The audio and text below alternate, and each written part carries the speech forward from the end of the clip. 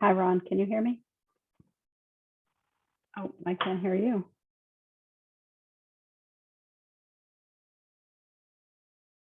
Ron, you're muted. Can you unmute? I can hear you. Oh, yay. Yeah, it was just someone, when it got set up, it was in phone audio only mode. Yeah, Gail did that. Gail set up everything. She said, she told me she switched it to record immediately. I don't know what she did. Yeah, she must have just hit And a now she's button. got the waiting room enabled, all Yeah, kinds of crap. Yeah, I didn't change that. So 2 people entered the waiting room, so I will let them in. Waiting room, admit all. I'll just keep refreshing that. I only changed one thing because I was in a hurry to do it, but actually I just hit admit all, so maybe it'll just keep admitting people.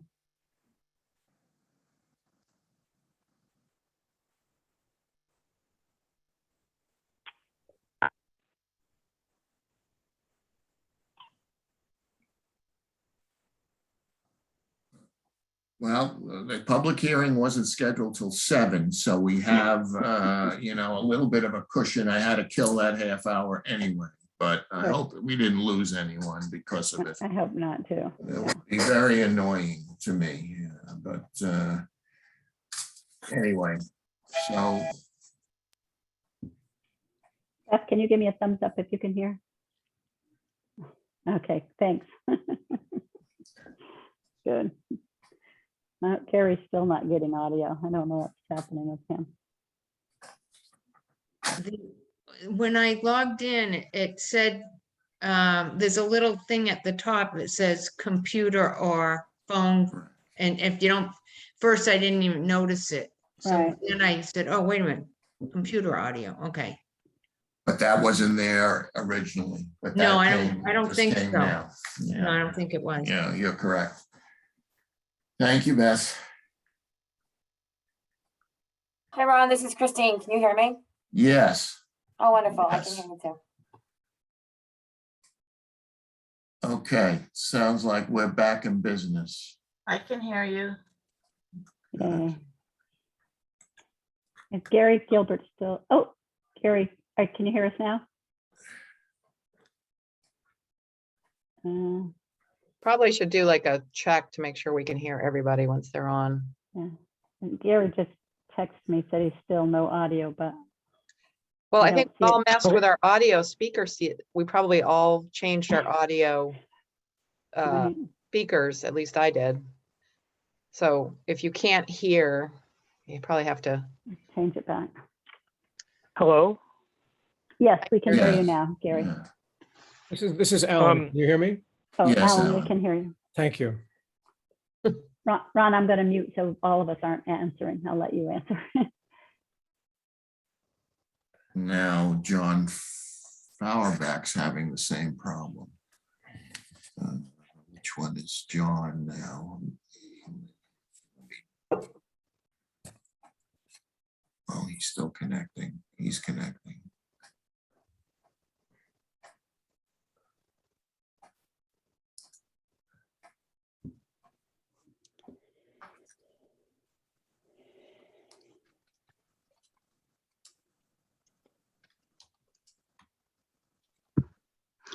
Ron, this is Sarah Melish. I went in, I selected connect with computer audio and had no problems. That's correct. Yeah. I just sent that. I sent that message to the chat to everyone. Hopefully John Fauerback is doing that. He's the only one that seems to have an issue currently. I think Gretchen Wood looks like Gretchen. she's having trouble too. Yeah. Oh, maybe not now. Chris, if you can call John or, All right, I'm in. okay, great, Yeah, I can text John. okay.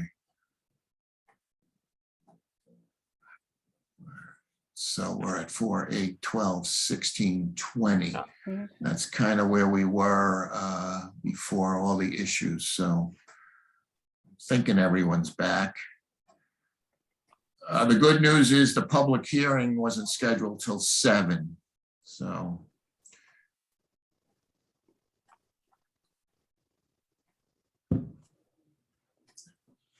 Bad news is we may have to go a little longer tonight.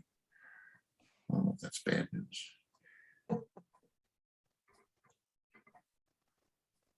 But I see, let me see how many planning boards we've got. 1, 2, 3, 4, 5, 6, 7. We're all on. Okay.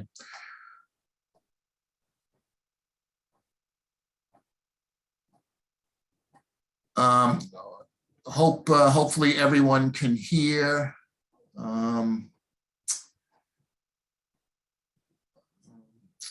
If not, you can use the chat feature to say that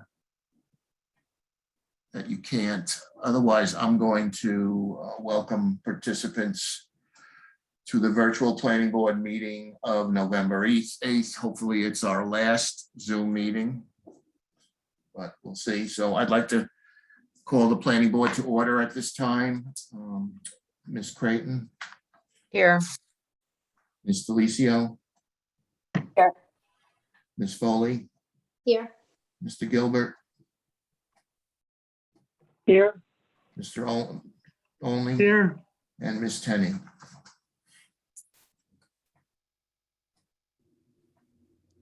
Laura, you're on. Here.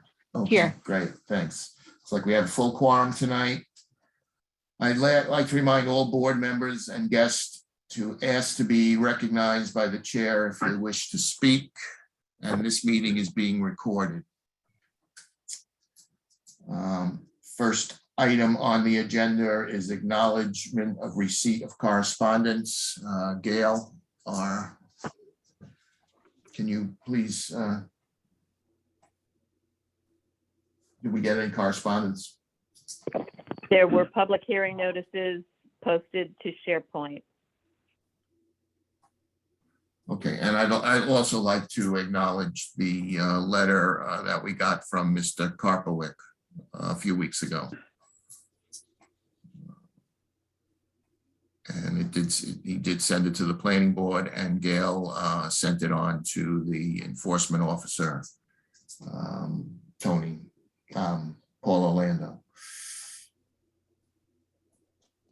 At this time, I would ask for any public comments on items that are not on the agenda with a limited time limit. Does anybody in the public wish to speak to the planning board? Ron, this is Christine. Could you just reach out, and when that correspondence is relayed, could Mr. Orlando forward that? I will talk to Paul and see if he's gotten. Thank you. I'll follow up.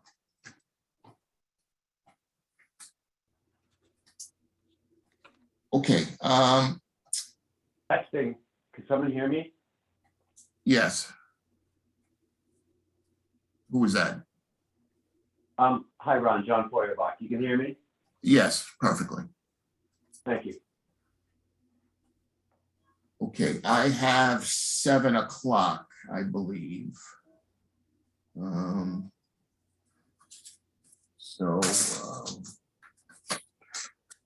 read a few things before I open the public hearing. Just as to the public, the planning board is a 7-member board elected for 3-year term. We are charged with overseeing compliance with state statutes and local zoning laws, land use planning by creation, amendment of new and existing local laws. Tonight, we'll hear from the applicant, Cornerstone Church. The role of the applicant is to present his application documentation for special permits under section 7.5 and 6.9 of our zoning bylaws. The planning board members' role is to raise questions, make observations and comments, and request clarifications and additional information. The role of the audience is to observe and participate in the planning board public hearing. The order of this would go is the applicant will make his presentation. The planning board members will make comments and ask questions. Once the planning board members are finished with their questions and comments, the public will be invited to participate with questions, comments, or testimony. Just some guiding principles to all, to respect for all participants, whether you agree or disagree. No negative personal innuendos or attacks will be tolerated.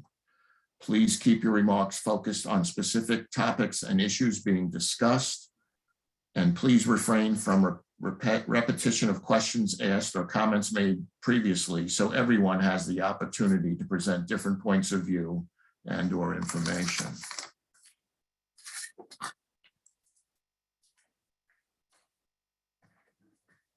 At this time, I would like to open the continued public hearing on the special permit application for a site plan approval for Cornerstone Church.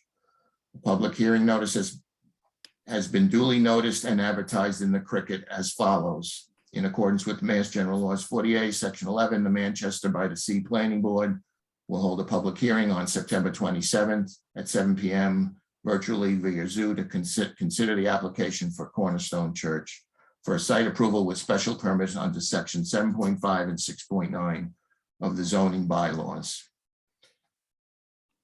At this time, we had sent out for comments from several boards and the police and fire, and we received responses from the fire chief, police chief, DPW, and Concom, which are made to be part of this record. No responses have yet been received from other boards or departments. I think for the record, last time I read in the fire chief's comments and police chief Todd Fitzgerald's comments, I won't read them in again. We did receive DPW engineer DeRosa's comments that the proposed water connection is acceptable. They've been reviewing the stormwater for Concom, so those comments will be addressed on that end. The curb cut driveway location on Mill is not great. That portions is on off Camber Hill coming in and out of the intersection. Would think it would make tough for sight lines and queuing. They should provide more detail on how they came to that solution. And then we received the following words from Chris Bertoni on the Concom. Cornerstone Church submitted a notice of intention for the project, and the Concom had a site walk on October 15th. The applicant requested a continuance until 11/23 hearing as they are revising the plan. I've asked the town DPW for comments on the stormwater report. Concom has no further comments on the stormwater report, and DPW's initial comments mirrored DPW comments. I don't know what that means. Some larger trees are proposed to be removed on site, but this is an area outside Concom jurisdiction. Proposed grading within riverfront area resource raised concern.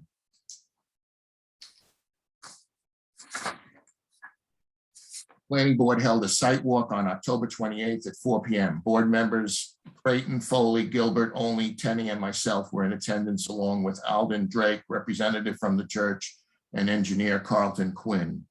Also present were Paul Helgeson, Leslie Schoenher, and Bob Meyer, all from the Cornerstone Church, and all three live in Manchester.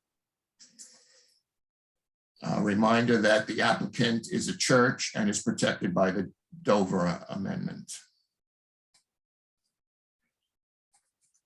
At this time, I would like the applicant and tonight's topic is on the traffic report, and I would ask at this time, Alden and your representative to please go ahead and give your presentation.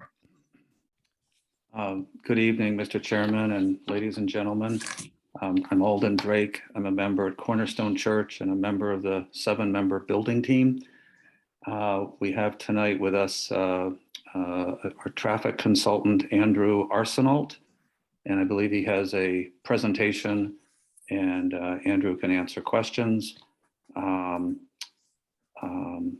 of the comments that I just heard you make, Mr. Chairman, was that the DPW asked how we arrived at the Mill Street traffic, driveway access. We can have that conversation whenever you want. We did have, of course, as you know, you and most of the members of the planning board attended the October 28th site meeting. We spent a number of minutes up on School Street. And the purpose of that was to observe the comings and goings and the turns and the ramps and everything up on School Street. The simple answer is that the front of our parcel on School Street is very difficult to access from School Street. The majority of our members and visitors come off the northbound Route 128 highway ramp. And we're not comfortable having so many people coming to church having to cross a double yellow line. It may or may not be legal, but we're not comfortable crossing that line with so many cars. So the alternative of taking the left fork of the highway ramp and then crossing School Street at Mill Street, where the double line is broken, and then using the Mill Street as a access for our parking is how we arrived at that. We can go into more detail later, but I'd like to introduce Mr. Andrew Arsenault. He's our traffic consultant who his firm analyzed the adequacy of the Mill Street for driveway access, and you all were provided with full copies of his report with the original submission. Thank you. Thank you, everyone. May I share my screen? Yes, let me make you co-host. Sure. Hope this works.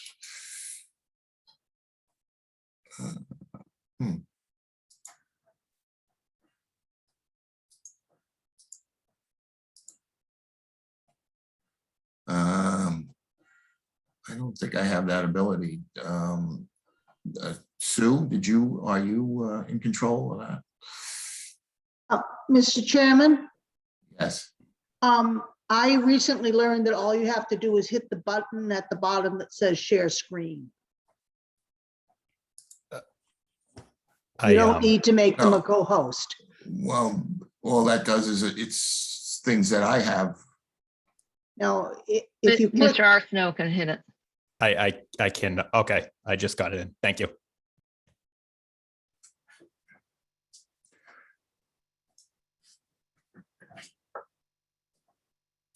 There we go. Is that coming through for everyone? Yes. Thank you.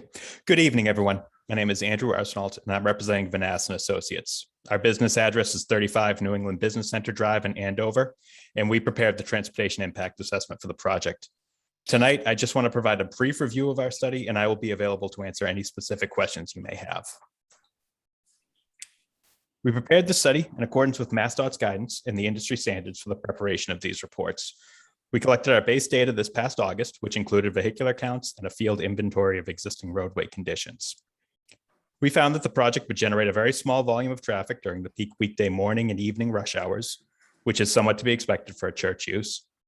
The project generates most of its traffic during a Sunday, which is at a time where the excess capacity along the adjoining roadways is at its greatest. More importantly, we did not discover any safety deficiencies based on a review of the available data from the state records, and the lines of sight exceeded the recommended distances for safe operations. To bring things into a little bit more detail, we generated the trips associated with the church based on the statistics published by the Institute of Transportation Engineers Trip Generation Manual. I won't get too far down a rabbit hole on this one, but this manual is the standard for trip generation estimations. It's based on numerous detailed real-world studies of operating conditions at a wide variety of land uses. Using this information, we are estimating up to 5 total trips will occur during the weekday morning and evening peak hours, about 30 during the Saturday peak hour, and as I touched on, about 100 during the Sunday peak hour. And lastly, I just wanted to touch on the recommendations that we had included in our report. These are really mostly site access related recommendations and are typical to many projects that we see. They aim to ensure that safe and efficient access is and will continue to be provided at the project site. The ones just to touch on a few this evening, the inclusion of accessible pedestrian accommodations at the pedestrian crossings, the maintenance of sightlines at the driveways and along School Street. That would include not placing any features in the driver's line of sight, staying on top of any vegetation trimming at the site, and getting rid of the snowdrifts before they can build up too much. With that, I would actually like to turn over to Carlton if possible to discuss the site plan, but I will be online to discuss any questions. Thank you for your time and your patience.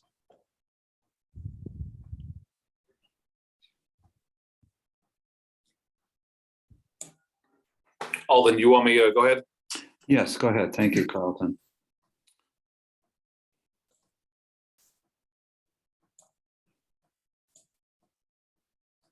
Can everyone see the site plan? Yes. Okay, so this is the same site plan that we had submitted with our initial submission, and we've gotten a lot of good feedback from both the Conservation Commission and the Planning Board. And I don't have an updated plan for you tonight, but I was just going to go over some key points of the site plan that we are working on now to hopefully get to your board within the next week or two. We got a lot of feedback on the front of the church. The church has decided they really do need this ring road to go around the church. They did look at other alternatives, but this is really important to their facilities, and they're going to move forward with the ring road. Knowing that, and that there was a lot of pushback from the planning board on this, we've done a little bit more to try to mitigate some of the concerns of the board. So we're going to reduce this just to a 12-foot drive aisle all the way around, just again for just standard vehicles, again for weddings and funerals, so that they can be brought in kind of as a ceremonial entrance instead of coming through the basement door on the back and going up an elevator. But what we're going to do is there's two steep parts of the road here on each side. Those really need to be asphalt to work properly. And then at the front, we're going to have a really flat area. And we discussed it with the church and gone over the pros and cons, and they've decided to go with a grassed paver. I think some of the planning board said there was a college or something they had done it for, and Alden went over there and looked at it, and he really liked it. He said it just looks like a plain lawn. It's very firm. So instead of any sort of pavement in the front here, we're going to have a 12-foot wide grassed paver that's going to look like a lawn with the drop-off area and the sidewalks and the entrances. We've also been able to revise the site plan to provide accessible entrance without any stairs and without any ramps. We're basically just going to lift the grade of this front area up to meet the elevation 52. It wasn't much of a stretch, and it was very manageable to do those design modifications. In addition to the front here, we're really looking to do kind of a farmer's type wall along the front here. And we're going to have some bicycle access to come in here and go out. And we've really beefed up the landscaping, the trees, the bushes in this area. We've planted the rain garden over here with a lot of pollinating. I don't know if I'm using the proper words, but a lot of pollinators over here in the rain garden. And we got bicycle racks, and I think we're going to propose an e-bike charging station. So we're hoping that the planning board's really going to like what we've done to the front of this building, kind of basically in response to your comments. And I think at the end of the day, it's much better than it was versus our initial submittal. Additionally, this plan that we submitted originally has a 60-foot setback to the front. We're going to reduce that to 50 feet to kind of pull the site away from two pinch points here on the hill where there was a big cut. A lot of people noted that they thought that was kind of a real eyesore to the development. And then over here to the Conservation Commission area where we're kind of into some setbacks here, we think pulling the whole site forward 50 feet really has no negatives to the front of the building here, and it just provides a little more room to engineer the site in the back. As far as the driveway and the parking goes, we've looked at, this is basically process of elimination, the only place we could put this driveway. But again, we can go back to the traffic engineer if we want to go through that again. So the parking layout is going to be initially the same. What we have here is a driveway coming in, and then we have a 22-foot wide driveway coming out and around like that. And that's all going to be pervious pavement. The reason we're really not going to mitigate that any more than we already did is we need this for the fire truck to come in and turn around, and we want them on pavement, not grass pavers. So this basically envelope of pervious pavement will look exactly the same to you as it did in the initial submission that you're looking at now. This area back here, we were thinking of putting a concrete paver that grass could grow through. Going over with Alden, we're going to go ahead with just grass pavers in this overflow parking area completely. So it should just look like lawn. So this area we've kind of mitigated to a greater extent than we had previously. Again, to do kind of a lawn type grass paver. And we've looked at some efficiencies of parking, and we're going to be able to pull this back even further than the 10 feet we spoke about here by just shifting some parking around. And we're going to do some kind of back-to-back parking to try to make this a little bit tighter than we're showing in this area here. And I think the last part was this future building over here. There was a lot of grading associated with it. We're going to do more of I want to say it's a shaded lawn area. So it will have a roof on it, but it'll be more of like I think the term, I think the term is an open air shade shelter. Open air shade shelter. Open air shade shelter. And we're going to try, this is at elevation 39. We're going to pick it up 3 feet. So it's kind of at about the same elevation as this here, and just do kind of a wandering path to get up there for kind of outdoor use. And those were the key points I had noted that we're working on currently. Again, hopefully to get something in front of you in the next week or two. Is there anything I missed there, Alden? Yeah, I just want to emphasize, you spoke well. I just want to emphasize that at the October 28th site meeting with the members of the planning board and 4 of us from the building team, there was a lot of conversation about the future building, and the follow-up conversations among ourselves. We all came to an agreement that there's no certainty that we would ever want to do anything up there than use it as recreation. So we all agreed, you know what, we should just call it an open air shade shelter and proceed on that basis. So that's a recreational use that's part of the church and the fellowship hall. And as Carlton mentioned, as soon as possible, we'll provide you with an updated site plan with all these revisions. We really took to heart the things that we heard from different members of the planning board at the site meeting, especially comments about the cut into the hill, the trees, etc. And we really felt that those were constructive and made the plan better. The one area, though, that we're just not going to agree is simply we have to have that 12-foot one-directional driveway around the church. As Carlton mentioned, the front part of it, where it's basically flat, will look like a lawn.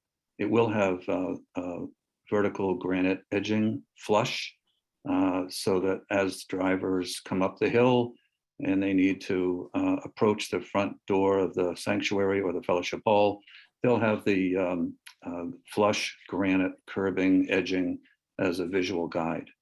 And then also the plan that you'll get soon will show a lot more shade trees, and then perennial shrubs out front, perennial bulbs. And then I think the only thing maybe you skipped, Carlton, was you enlarged and relocated the tree beds in the back parking lot to accommodate bigger trees, so that at maturity, those trees will be much bigger than the typical trees that you see in a parking lot, that get whatever, 15 feet high or something. We recognize the benefit of that as well. Thank you. Okay, thank you. I think what I'd like to do next is to go around to the members of the board with some questions or comments. But first, Carlton, could you move the plan a little bit toward the Mill Street driveway intersection there?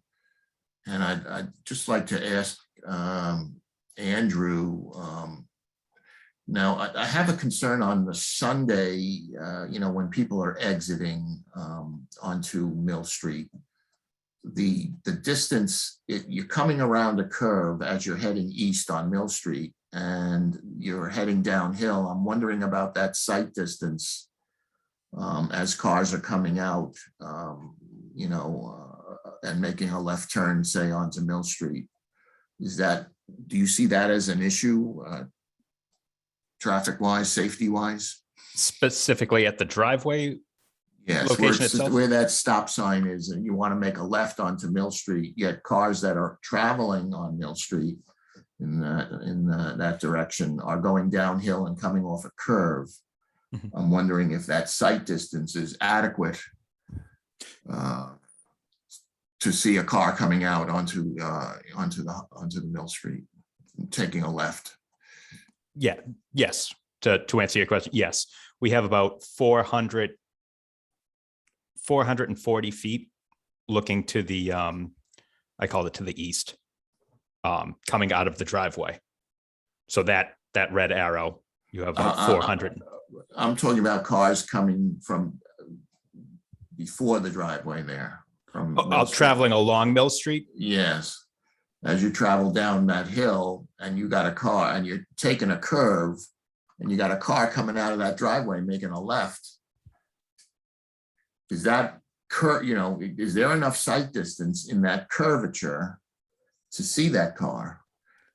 Yes. And should there be some kind of warning sign to drivers that there is an exit there?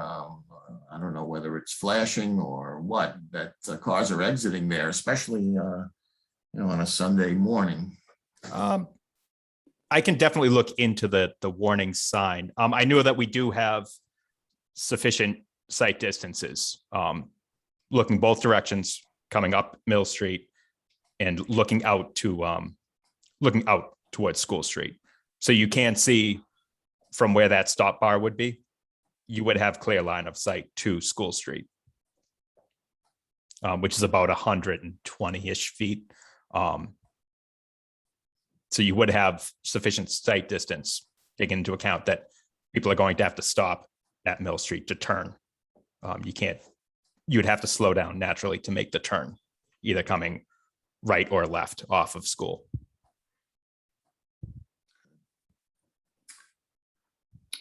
All right. Mr. Chairman? Yes. Sort of related to that, we spent almost 2 years on that site before we ever got to this point of submitting a site plan. And in the countless times that we were up there, the traffic on School Street is going 35 plus, whereas the traffic coming down Mill Street from School Street naturally slows down for their own safety because the road is so narrow. There's a guardrail. It is a curve and it does have a downhill grade. So cars naturally slow down to, 15, 20 miles an hour as they navigate down Mill Street. So unlike School Street, where cars are going 35 or faster, the intersection with Mill Street is encountering traffic that's 20 miles or less. Okay. All right, well, that was my concern. I think what I'd like to do now is just go around to the board and see if they have any questions, comments, or concerns. And I think I'll go in reverse alphabetical order and start with Laura Tenney. Thank you, Ron. And thank you, Mr. Drake and Mr. Arsenault. So my comments are tonight mostly about the traffic study. So I have a few questions and clarifications. The traffic report says the survey was done in August 2021 during COVID, or it was done in August 2021. I'm observing that was during COVID. And I'm wondering, and it states that the traffic volumes were about 9% more than would have been typical. I'm just wondering if you think there might have been a different result, more heavily traveled traffic on South Street during, say, a different month, or not occurring during COVID. Can you address that? Sure. That's actually so that's actually two different points. That was the months of August. Actually, if you look at the travel patterns of every roadway during the year, what surprises most people is actually traffic is a lot lower in the winter months in the Northeast than it is in the summer months. August is typically, if not the peak month, it's very near. It's June, July, or August is one of the peak months.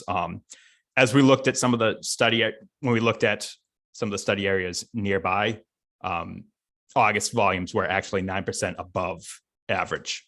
So these volumes are 1.09 times what would an average month be.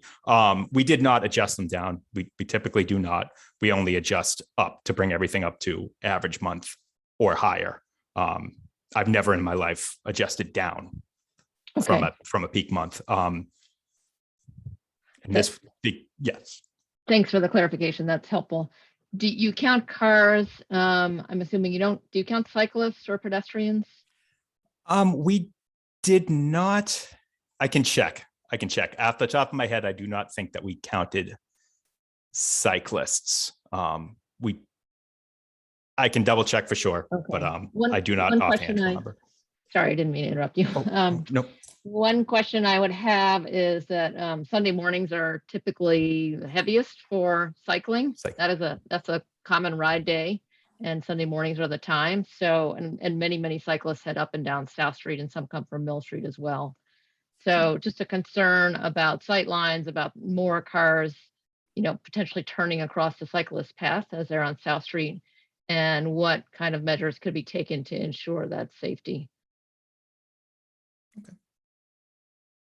Do you have any recommendations about that, or? I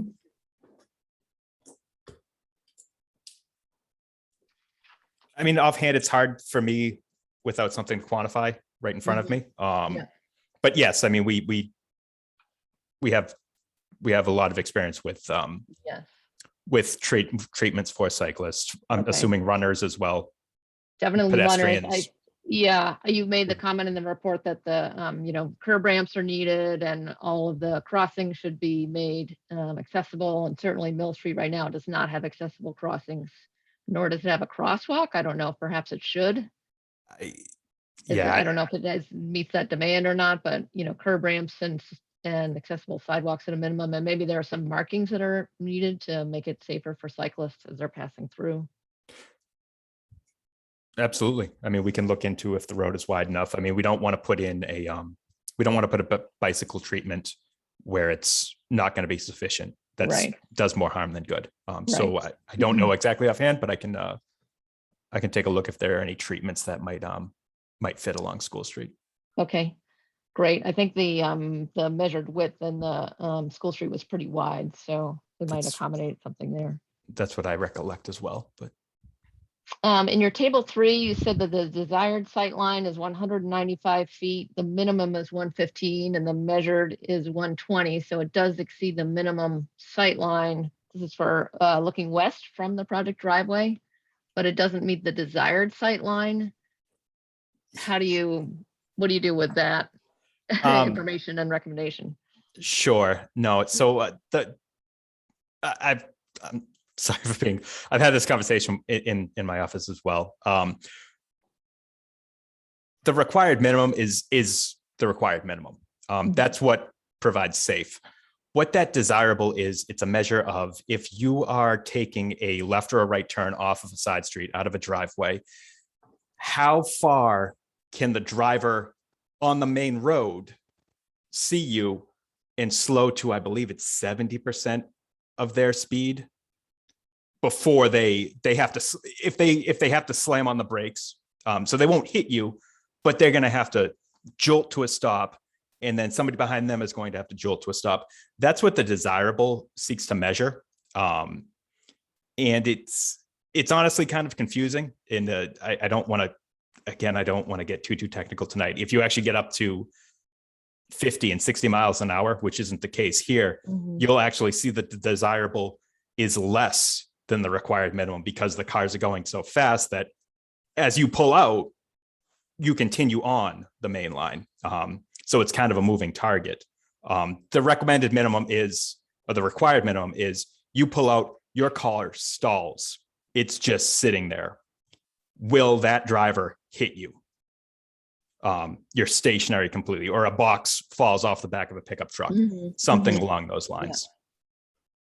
So the desirable is, it's nice to have. We do have it looking away from School Street for motorists looking away, pulling out up toward away from School Street, but we don't necessarily We don't necessarily need it. It's just nice to Mhm. have. Okay. And my last question is about when you considered routes into the site. So if most of the traffic is coming from 128 heading north, taking that ramp, if you were to come off the ramp and do a, bear right onto School Street and then a quick left in the site, the lowest elevation of the site on South Street, did you consider a route like that at all? I can share my screen for just a minute and show you what I mean. Did you evaluate a route that would look like that? So you're coming off of 128, you turn right, and then you make a left turn across traffic.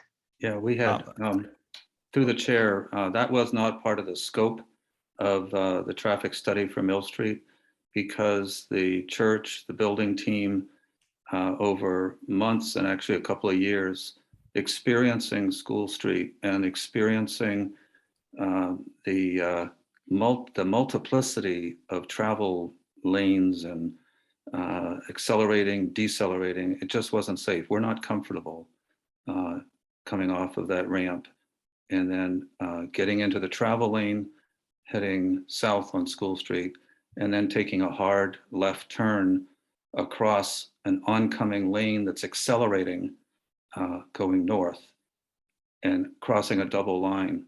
We also were afraid or concerned that all it took would be one misstep or misjudgment, and the car that wanted to turn left into our site comes to a stop, and then cars coming south on School Street from the direction of Essex, they're still going 35 miles an hour. The speed limit drops to 25 miles an hour, just right at that ramp, but cars are still going in excess of 25 miles an hour. It's too chaotic, it's risky, we're not comfortable taking that driveway access. We also have gotten to know the neighbors at number 187 School Street. And I and others have observed the neighbor having to come out of their driveway onto School Street. And it's a little challenging sometimes. So we wouldn't want to add a layer of burden and inconvenience to that immediate neighbor whose driveway is right on the side shared line. May I just ask to clarify, and I want to turn my time over to other members, was the traffic engineer tasked with looking at that or to advising on what the safest approach into the site would be? Or was he No, the given traffic engineer, Mill Street? no, he was not.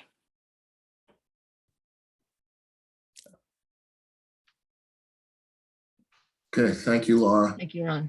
Okay, Chris, only, any questions or comments? So I just want to commend the church for being flexible with their site plan in general. I kind of like some of the compromises being produced here. I hope that in the final site plan, there'll be more attention paid to the pedestrian entrance off School Street across the grassy driveway to the front of the church to make that as, I don't know, as welcoming as possible to pedestrians. I do have a question about traffic, however. So Andrew, the numbers for a regular no church involvement traffic pattern, when you say there are like 3 or 4 cars, is that per hour? Yes, those were, let me just pull it up right up. So those were 3 in the weekday morning peak hour. Yep. 5 total, 2 entering, 3 exiting in the weekday evening peak hour. I have 27 on the Saturday peak hour of the generator. It breaks down 16 entering, 11 exiting, and 97 on a Sunday peak hour of generator. But that's with the church, right? That is for the church of this size. Yes. Okay, so of that 97, let's say on that Sunday morning, how many of those are going to be just going down Mill Street and not going to the church? This is just cars passing onto the driveway, entering the church. Most of them would be going to the church, I assume. No, this is just related to the church itself. Just to the church. This is just the church trips. people coming to and from the church. So there'll be some people during that same hour that'll be just going down to their houses on Mill Street. Yes, this is not, yes. I raise that because the nightmare scenario I can see is 5 cars making the turn down Mill Street as the church is emptying its parking lot. And they are all turning left and heading up Mill Street. And maybe there are 6 cars stacked trying to get to school. And 1 car is blocked, and you can create possibly a gridlock there. Yeah. I'm just wondering how often that might happen based on the current traffic flow. And my guess is not very often, but I'm just wondering if that's something we should be thinking about. May I just comment on that, Andrew? Yes, absolutely. Yeah, the building team from Cornerstone Church gave that a lot of thought, a lot of conversation. And we fully appreciate how unsafe it would be if we were to block Mill Street.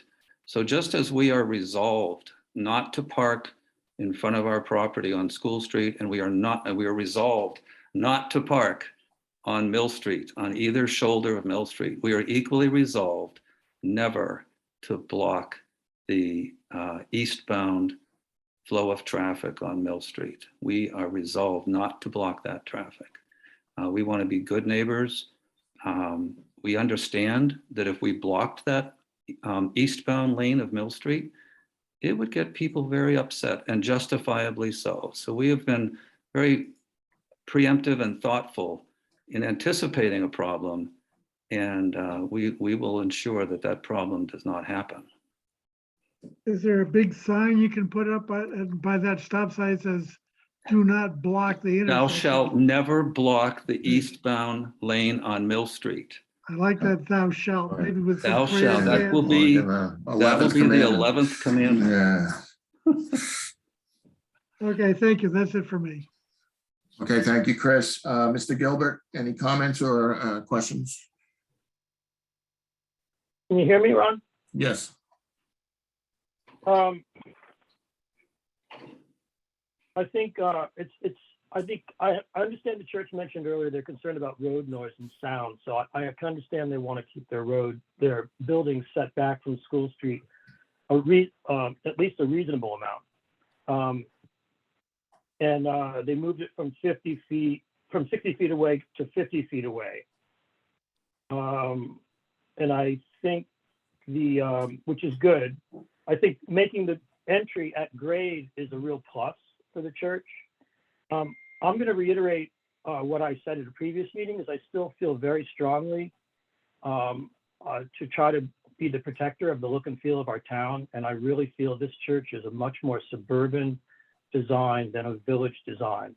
To be ringed with a road, I'm just going to ask you again to reconsider it, because we probably have some time here before this is approved and finalized. But we have no church in town that you can't walk down the sidewalk and turn and walk down a sidewalk to the front door. This is ringed by a road. It's 12 feet wide at this point. But I see that also as what could be much more dangerous than to ring your church with a road. Again, it's not the way any of our churches function in town. It's the kind of thing you'd see in an automobile-oriented suburb and not really in our village. And I know there's a lot of people out there, people listening, that care about the look and feel of our town. And it's not just about how many houses we have. It's about built form and things like this. It's also, if there's an emergency, you've already said that the majority of traffic is going to turn, go down Mill Street, go into your back parking lot and drop people off. 50 to 70 people during services, something like that. The majority are going to be dropping the people off downstairs, I guess you'd call it, on the parking lot level.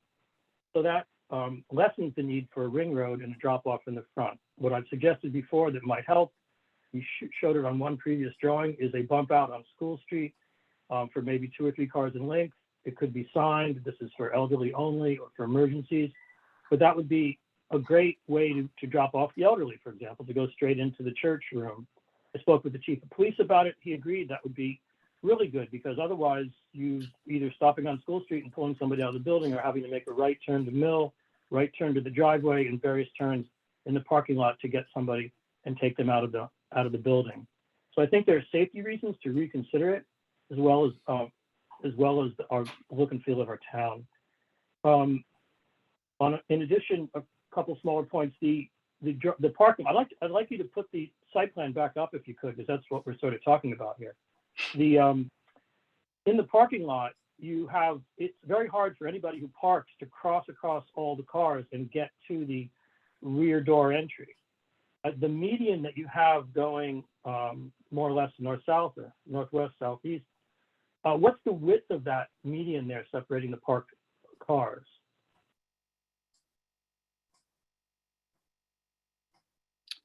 Oh, are you, Mr. Gilbert? Gilbert, are you referring to that narrow strip? Yes. Yes. That's being There's eliminated. Yeah. I believe, Carlton, is that being eliminated? Are you talking about this here? Yeah, I believe that's what Mr. Yeah, Gilbert that's is what I'm referring referring to. Yeah. Sorry, what was the concern? I apologize. Okay, my concern, you seem to have a way to get from parked cars over to the church. You have this hatched area for, I guess, the wheelchairs and for people to walk. But the bulk of this parking lot, if you get out of your car, you're forced to cross lanes of traffic. It would be nice to have that median as wide as a sidewalk, like 3 or 4 feet at least, and not necessarily planted, although that would be pretty, but not necessarily planted, but so people can park their car, get to a point of safety, walk over to the hatched area and cross. I assume you'll have markings or signs or painting on the asphalt, but some sort of a safe zone for pedestrians to get to, and then get over to this crossing and get to the entrance of the rear entrance of the church. We haven't seen elevations. I don't even know where the rear entrance of the church is, but I'm sort of guessing that's what you were trying to create, was a safe pathway from east to west. So I'm a little bit concerned, and I think Laura may have comments to make about this, about pedestrian circulation within the parking lot, that you could put some thought into. Again, there's still time. I know we're not going to head towards the vote tonight. And I guess finally, I would just say, I think it might be worthwhile, perhaps Ron would like to consider asking the police chief to comment on Laura's suggestion. We know you've got an opinion about access from School Street. I'm not necessarily 100% in favor or against, but I think it would be interesting to maybe ask the police chief how he feels about the potential safety or issues regarding an access off School Street, just to get his way in, one way or the other, just for knowledge. So those are my comments. Thank you, Mr. Gilbert. Ms. Foley, any comments or questions for the team? A lot of ground has already been covered with the comments, so I won't repeat. I do appreciate that there were changes made from comments from the site visit, so thank you very much for that. I think it's looking really good. I think the Mill Street entrance and exit, it is kind of tight, and so hopefully there's some tweaks that can be done. In my opinion, much better than School Street. Yeah, that's pretty much it for now. Okay, thank you, Mary. Christine, Miss Delicio, any comments or questions? I just wanted to apologize for missing the site visit, but I can appreciate and thank you for these redesigns. And I guess I'll be the first one to say that if this was my project and I was building something new, I would want the newer amenities. There's a reason why you're building something new, and the old location didn't have things that the church wanted. So I can appreciate the road, and I'm grateful that you reduced it, but I can see the ceremonial reason. So thank you for trying to make it incorporate it a bit, but I absolutely can see the reason for it. But that's it. Thank you. Thank you, Christina. And lastly, Ms. Creighton, any comments or questions? Yeah, I have a number of comments. Some which echo the prior comments, but the first one is I really beg to differ that people are slowing down as they come down the hill on Mill Street. They are not. I bike that road, and I think as we stood there, they are not going 15 or 20 miles an hour. Thus, I also think that one of the important sight lines that's the most difficult is if you're coming from Forest Street up the hill toward toward School Street on Mill and turning left into the church. That is the visual that is most compromised. So the left-hand turn into the church driveway is blind to the people who are accelerating down the hill going toward 4th Street. So my proposal there might be prohibit the left-hand turn. Just say no left-hand turn off Mill Street coming up the hill. Similarly, we might want to think about prohibiting the left-hand turn out of the driveway. I think that is also, and so that might be a solution is what I'm thinking. So that's the first thing. Second thing is asking the traffic engineer, what is the slope of the driveway as it intersects Mill Street and maybe back 50 feet? I believe that would actually speak to that. Go ahead, Alden. Carlton, our site engineer, can speak to that. Go ahead, Carl. Sorry, I lose the mute button when I put my screen up.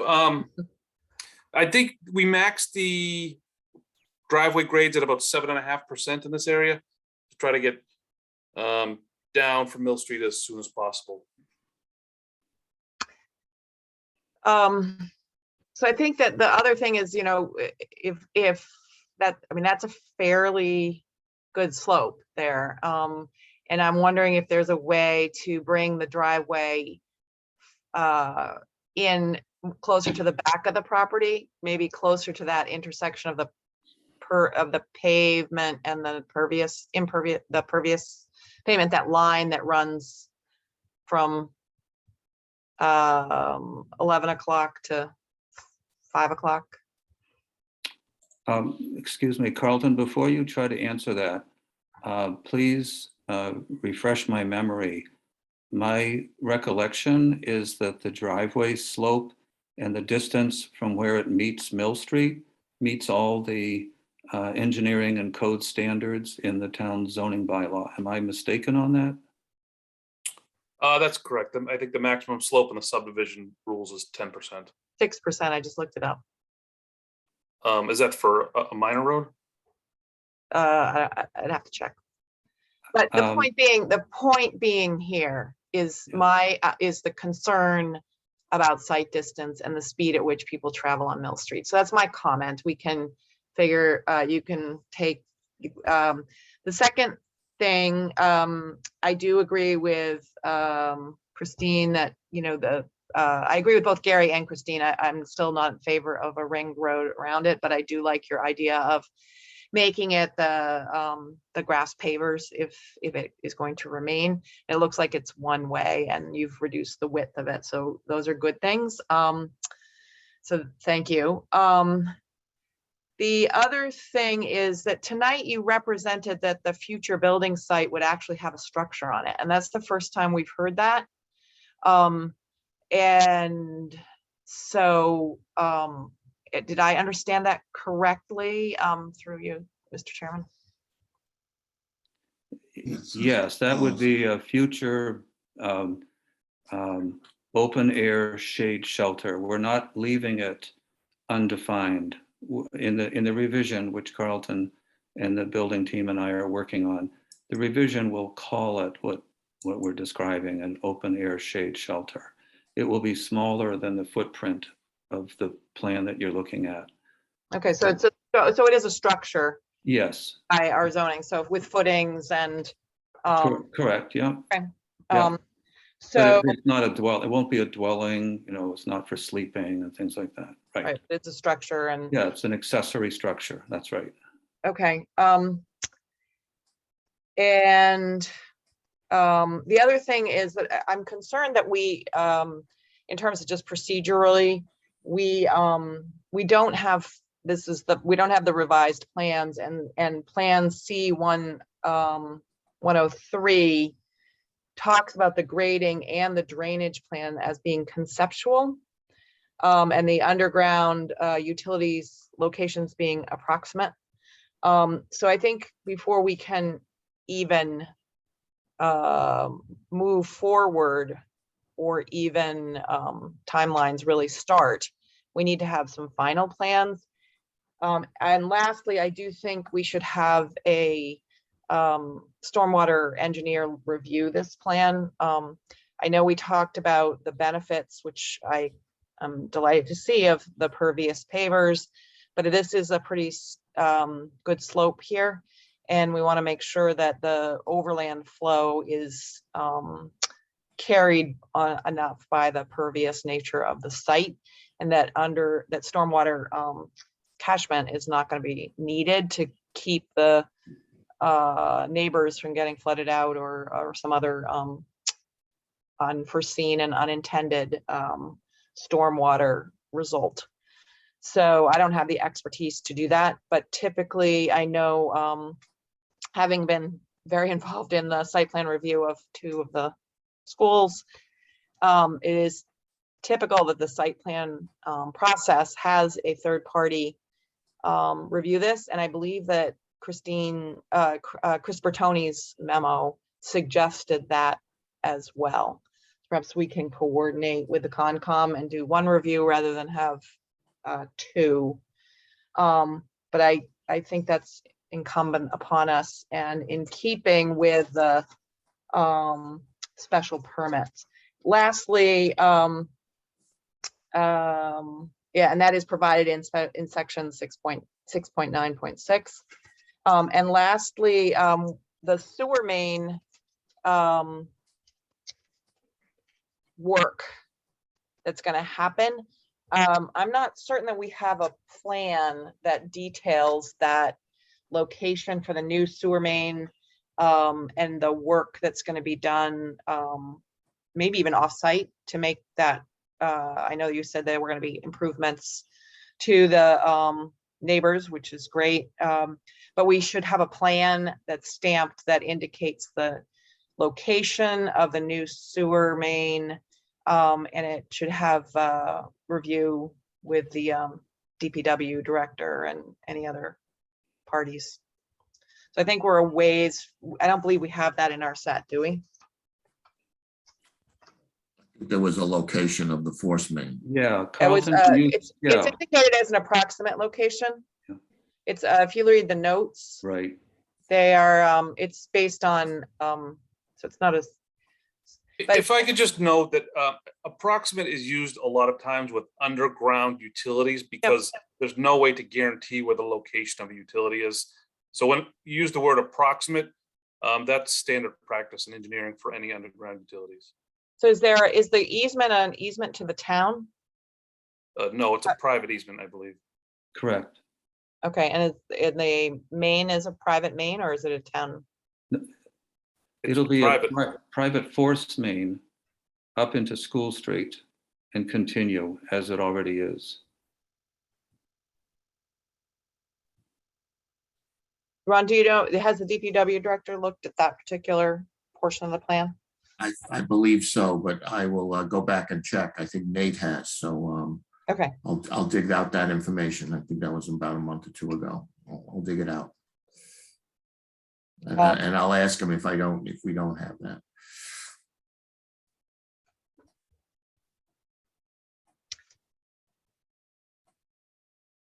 Okay, is that it, Sarah?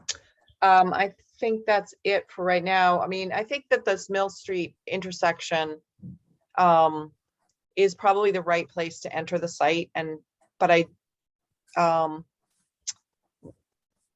have some concerns about the site distances and the speed at which people travel routinely on Mill Street. It may be, we may want to our own traffic engineer to think about other solutions or signage or and the other thing, with all due respect to the current church owners and their very good intentions, this is a building that you hope will stand for 50 or 100 years. So let's do it, let's make sure that we get it right, and that the people who come after you may not remember or not be as considerate. So we need to build it so that it's foolproof. We'll all be driving bikes by then, I hope. Thank you. Okay, thank you, Sarah. Before we go to the public, I see Laura, you have your hand up. Is it something? Yes, Ron, just a process question. I don't want to monopolize the time tonight, but I did have some comments. I appreciate what Mr. Drake and the team have done to work into more of the sustainability and less site grading. I had some additional comments, and I wonder if we might be able to provide them in writing, or what would be the right method? Yeah, here? so I think, and I think in speaking with Alden today, they were looking to get us some kind of revised site plan in the next couple of days, which we'll post. They wanted to come back for our comments on that site plan, I believe, at our next meeting on the 22nd. And I think your idea, Laura, of setting up a questionnaire in our SharePoint for additional questions would be good, and we can send them ahead of that meeting on the 22nd is what I'm thinking. Okay, great. Thank you. I can start that. Okay. All right. Before Sarah, you have your hand up. Sorry, I do want to reiterate also Gary's point about the fact that essentially no matter where you park on the site, if the pedestrians are crossing through traffic. And so is there any way to jigger the parking? Maybe if you face the back of the building, the parking spaces, I think there are about 8 of them on the left-hand corner. Could that be a grass space where there's at least some green space around this church? Or as I've said before, where people congregate. The parking is right up against the building, and I think that's unfortunate. May I comment on that? Yeah, I think we've. Yes. The revised plan is going to have some green space at the back, which obviously you can't see it yet because it hasn't been submitted. But we took that suggestion to heart because such a large percentage of members and visitors will be coming in the back door and exiting the back door. We're going to add some benches in that area as well. So I'm excited to see what Carlton comes up with, but he's going to add some green space and a number of other amenities to the site.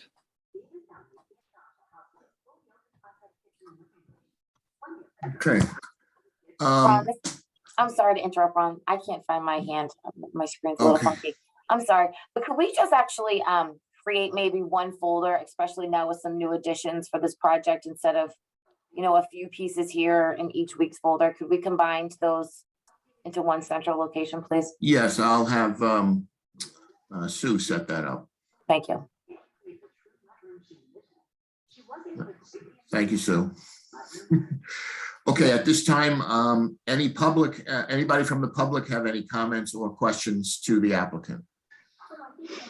If you could raise your hand, use the hand feature. If not, Ron, this Yes, is Sarah Sarah. Mellish. The raise hand feature is not available. not available. No, I can't do it. Mine's not there either. I don't know why. Sorry. Where would that be? I don't see it. I don't know. I am learning. I got share screen, chat, unmute. It doesn't say raise hand. I don't have. It's Under under reaction. under If you reaction. go to, Ron, if you go to reactions, the reactions button on the right, Reactions, but okay. and then press There's that, no raised hand there. there's a raised hand under it. Yeah. in it. Okay, that's, yeah. Okay, that's where you can raise your hand in the reactions. Okay, I don't see any hands raised, so But What I I- would like to raise my hand and I can't oh, do it. Sarah. All right, well, you didn't have, got to go to reactions. Go ahead. So I used to own the properties at 187, 185 School Street. And I think that the proposed building behind the garage at 187 School Street is problematic. And I think that needs to be revisited. That's a, you know, Zone A, 22,500 square feet. And I think that is problematic. I'm very happy that I sold my houses prior to this project.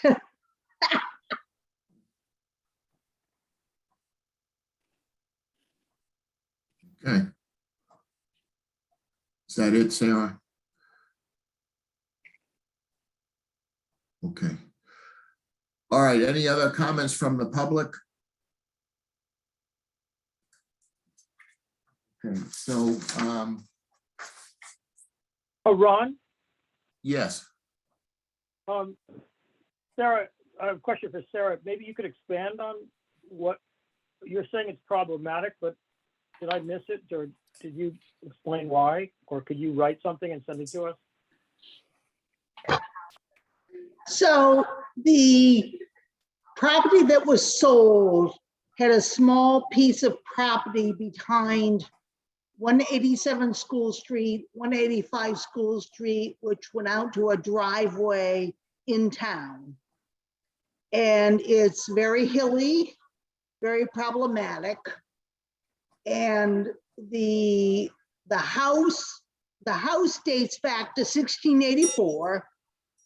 And the driveway is the garage is towards the back of the land.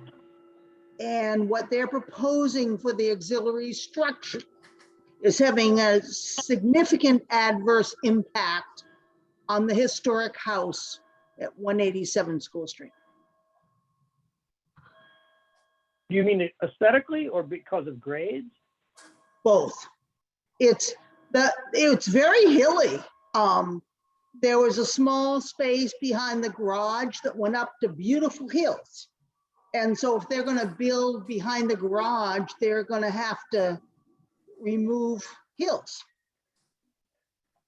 Okay, thank you. Thanks.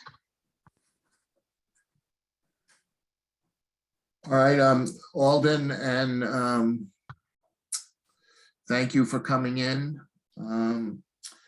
I would like to, as I stated, like to continue the public hearing and ask you guys if you're available on November 22nd. Yes. Could you send a letter to the town clerk with a copy by email to the planning board clerk, Gail Hunter, requesting that the public hearing be continued to November 22nd at 7 p.m. It's my understanding that you will be sending us updated site plans in the next week or so. Yes. We will set up, Sue will set up a separate folder for Cornerstone Church correspondence. We'll take a look at that. To the planning board, Laura will be setting up a questionnaire. Laura, have you set that up? A comments list, yes, I can set that up. Comments list, and that'll be posted in the same folder. So I guess the plan, and then on the peer review on stormwater, I thought that was a good idea. Let's Sarah, maybe you and I can talk to Chris Bertoni on that. That sounds fine. Okay. So may I have a motion to continue this public hearing to 7 p.m. on November 22nd with the consent of the applicant? So moved. Is there a second? I'll second. I'll take a roll call vote. Ms. Creighton, Yes. Ms. Delicio, Yes. Ms. Foley, Yes. Mr. Gilbert, Yes. Mr. Olney, Yes. and Ms. Tenney. Yes. The chair votes yes. Okay. Thank you, guys. Thank you See all. you, Have a good night. See you Thank later. you. Okay. Thank you. Okay. So Alan Wilson, I hope you're still on. This is the moment you've been waiting for. I'm here. Okay. I'm captivated. So Alan has asked the planning board to make a statement on Articles 4 and 5 at town meeting on Saturday. Alan, correct me if I'm wrong on any of this. And I would like to nominate Sarah on Article 4 and Chris to speak on Article 5. Is there any objection? Alan, I don't believe I have to take a roll call vote, but I think those are the two planning board members that will speak. Okay, and I will be happy to state the motions under both those articles for Sarah and for Chris if they're amenable to that. Saves a little time if I do it. I think that's fine. Sarah, Chris, any problems? Both are mute. That's fine. And when I met with the selectmen a week or so ago, their intention was that Becky Jakes would be the seconder on both those motions. Is that okay with the planning board? That's fine by me. Fine with me. Okay. Fine by me. Good. Okay. Next item is an opinion from the planning board on the citizen petition articles at town meeting. Alan, do you have any news on those articles that you may want to inform the board, or Greg? The SEMA proponents are planning to move to pass over both those articles. So with that in mind, we will not be speaking on those articles. Is that 100% sure? Yes. Okay. All right. Ron, this is Mary. Yes, Mary. I had a question about the warrant articles. With all the changes, how are those motions being made for the changes? So that's a good question. We made some changes today. Sarah, I think you've incorporated them. Alan, are you aware of that? Well, yes, and Sarah and I have discussed particularly the changes for the motion under Article 4. And I've discussed, I'm not sure you've seen the most current versions, but the issue that has arisen with respect to the motion that I think you have seen is that the motion proposes to create Section 12 administration. And the problem there is that the warrant article doesn't mention creating Section 12, which was unfortunate due to the changes that occurred to the warrant articles kind of late in the process. But the problem that raises is what is within the scope of the warrant. The principle there is that the warrant article has to give reasonable notice to the voters of what is actually going to be voted on town meeting floor. And since the article doesn't mention creating Section 12, that's a problem. I've discussed this with town council, and she and I agree that even though there is no substantive change to that section of the bylaw, that is probably outside the scope of the warrant and therefore impermissible. We tried to find a way to fit it, to get it in, but ultimately we agreed that it was preferable to omit from the motion the reference in the article to Section 7. I talked with Sarah about this after I talked with town council, and she agreed that she felt that it wasn't crucial to include this. If I let it go in that way with Section 12 created, there's a good chance the Attorney General would reject it. So probably better to play it safe. So can I just clarify that the reason this happened, if you recall, we had proposed 4 articles for town meeting, and we had carefully designed them so that they were, each one stood independent of the others. So when we decided to work to keep the town meeting short, we pulled the one for Section 1 through 4 and the other one, which was to delete section 7 and replace it with a new section 12. And so we failed to anticipate, and the public notice was for those 4 things. So then we passed over those other 2, the more complicated, longer articles. And at that point, we still couldn't have we couldn't have remedied it.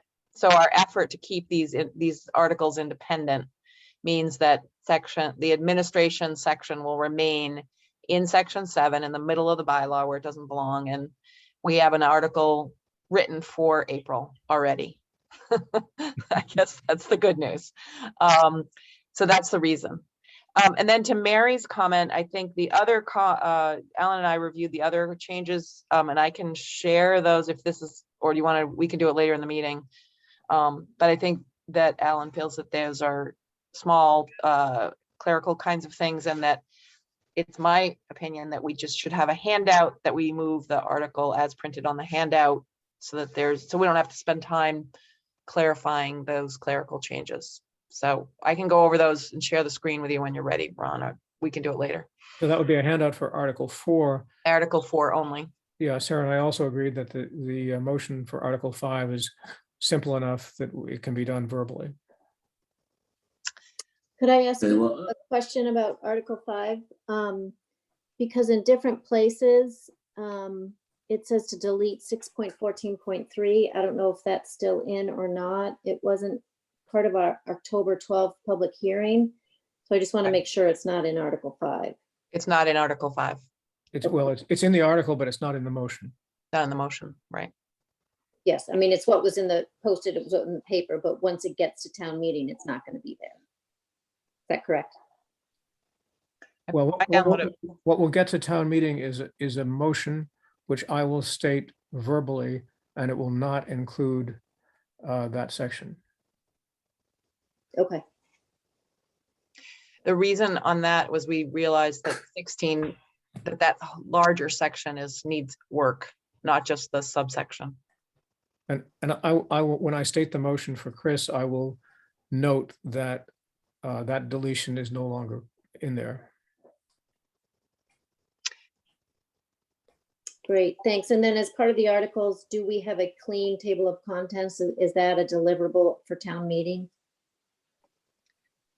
So Mary, I made all the very good edits that you pointed out. And I can, Ron, maybe should I just? Yeah, I think in, with respect to Alan's time, let's get this on now. Oh, I have plenty of time, no worries. Oh, you do? Look, I've been here for an hour and a half already. Well, no, I just, So 2 things to Mary, to your question. Alan and I did talk about whether we should have a table of contents as a handout. Alan, why don't you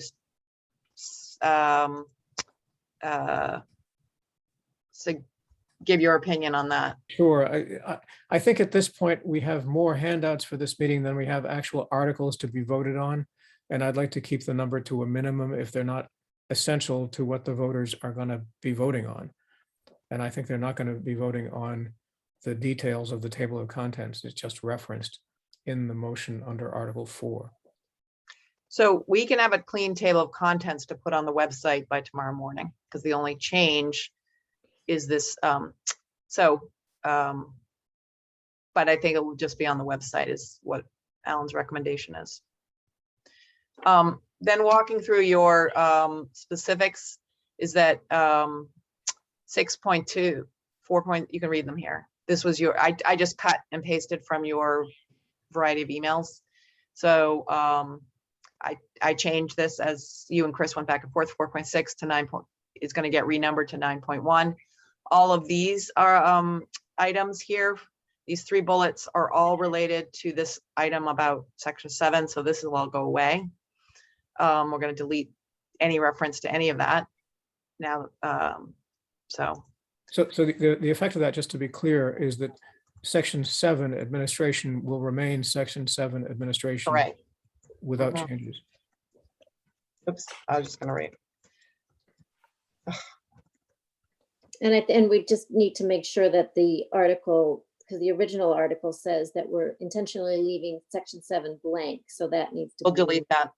Yeah, that will not be in the motion. The new table contents, a few clerical things. I deleted the 6.8 for the motion to renumber. You were correct on that. I did fix the table of contents on these two items, and I sent this by email. Article 4, I just corrected it to be 9.3 instead of 9.4. Clerically fix those. So there's the only table of contents, Mary, if you could look this over before we post it. There are two sections. One of them is 10.2. Actually, the other one's irrelevant because it's section 12.5, 1 to 5.6. Those two subset the third level sections don't have section headings. So I added them to the table of contents, but then made my own summary of what was contained in those subsections. So that's why I hadn't included them before. But maybe somebody, Mary, maybe you can work with me and just make sure if I put administration that you agree that that's what it should say in the table of contents. The question of 614.3, which is listed in Article 5 to be deleted. We left it in, deciding that it was part of a larger issue, so the table of contents is correct. Article 5, as we just said, does not delete 16.14.3, and in Article 4, 16.14 entirely gets renumbered to 9.3, which you also flagged up above. Section 9, I fixed it in the table of contents, and there is not a section 9.4. That's all sort of the same issue. So you can review this, and if you have any other questions, these were all very helpful comments. So the final motions is the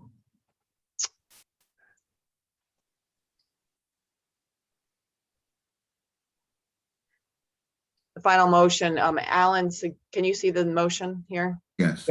Okay, thank you. Alan suggested adding the following sections and correcting the typo. And so here are with the track changes, renumbering 4.6 instead of 4.6.2 to 9.1, deleting that 6.8 because 6.8 is in the deleted motion, renumbering 6.14 to 9.3.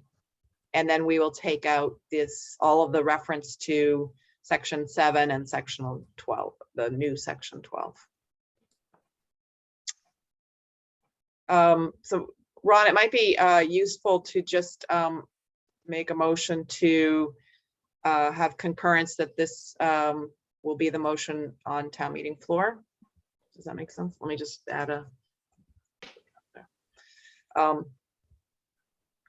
or just at least make sure that there's no additional confusion or concerns. Well, if there are any additional concerns, let's hear them. Otherwise, Sarah, would you make the motion and we'll vote on it? We'll take a roll call on accepting these changes. Okay, so I'll make a motion to have the revised motion as presented on the screen, and I will give this to Gail to include in the minutes. And I'll second it. Any discussion? So Ron, I have a brief thing to say about this. I want to express my appreciation to Mary for pointing all this out, because if we had gone through with this without these changes, I think it could have been kind of a messier spring. So thank you, Mary. Really appreciate this is serious brain damage looking at this. Right. So, No, Mary, I echo that. Thanks, Chris, Mary. Really went to bat on this. So yeah, thank you. It's really great. Great. My Thank you, pleasure. Chris, for Thank saying you. that. Yes, I was going to say the same thing. Thank you, Mary. No. And my also pleasure. presenting them clearly, very on a bulleted list. It was great. Sarah, can I just look at one more thing under section 10? Mhm. I think you want to take out that 10.3.9. It just wants to be 10.3.9. You're right. Thank you. Okay, any objections to the motion as amended? Okay, the motion's been made and seconded. I'll take a roll call vote to make these changes for town meeting. Ms. Creighton, Yes. Ms. Delicio, Yes. Ms. Foley, Yes. Mr. Gilbert, Yes. Mr. Olney, Yes, and Ms. Tenney. Yes. Chair votes yes, so you have full support to make the changes. Okay, and we will post the revised table of contents. Mary, I'm going to send it to you to just look through those with a note to look at those subsection titles, and then we'll get it up on the website with this motion. Does that make sense, Alan? Put the motion up as Yes, well. yes, it does. If you would just send me clear copies of the two motions, that would be great. Sure. Thanks. Alan, any other remarks on town meeting regarding the planning board? I think we're all set. Well, I think you're going to take up the Affordable Housing Trust. Yes, that's article. that's right. So I'm sorry, you're right. So let's move to the Affordable Housing Trust. And Chris, do you want to introduce John or? sure, I'd be happy to. So members of the board, the planning board have been asking for presentation about this, and I think the time is right to do it now. There is an article for town meeting to consider to support what the Housing Authority and the Affordable Housing Trust have been working on. You know, a lot of people call it a plan, and I want to back away from that and say this is a concept.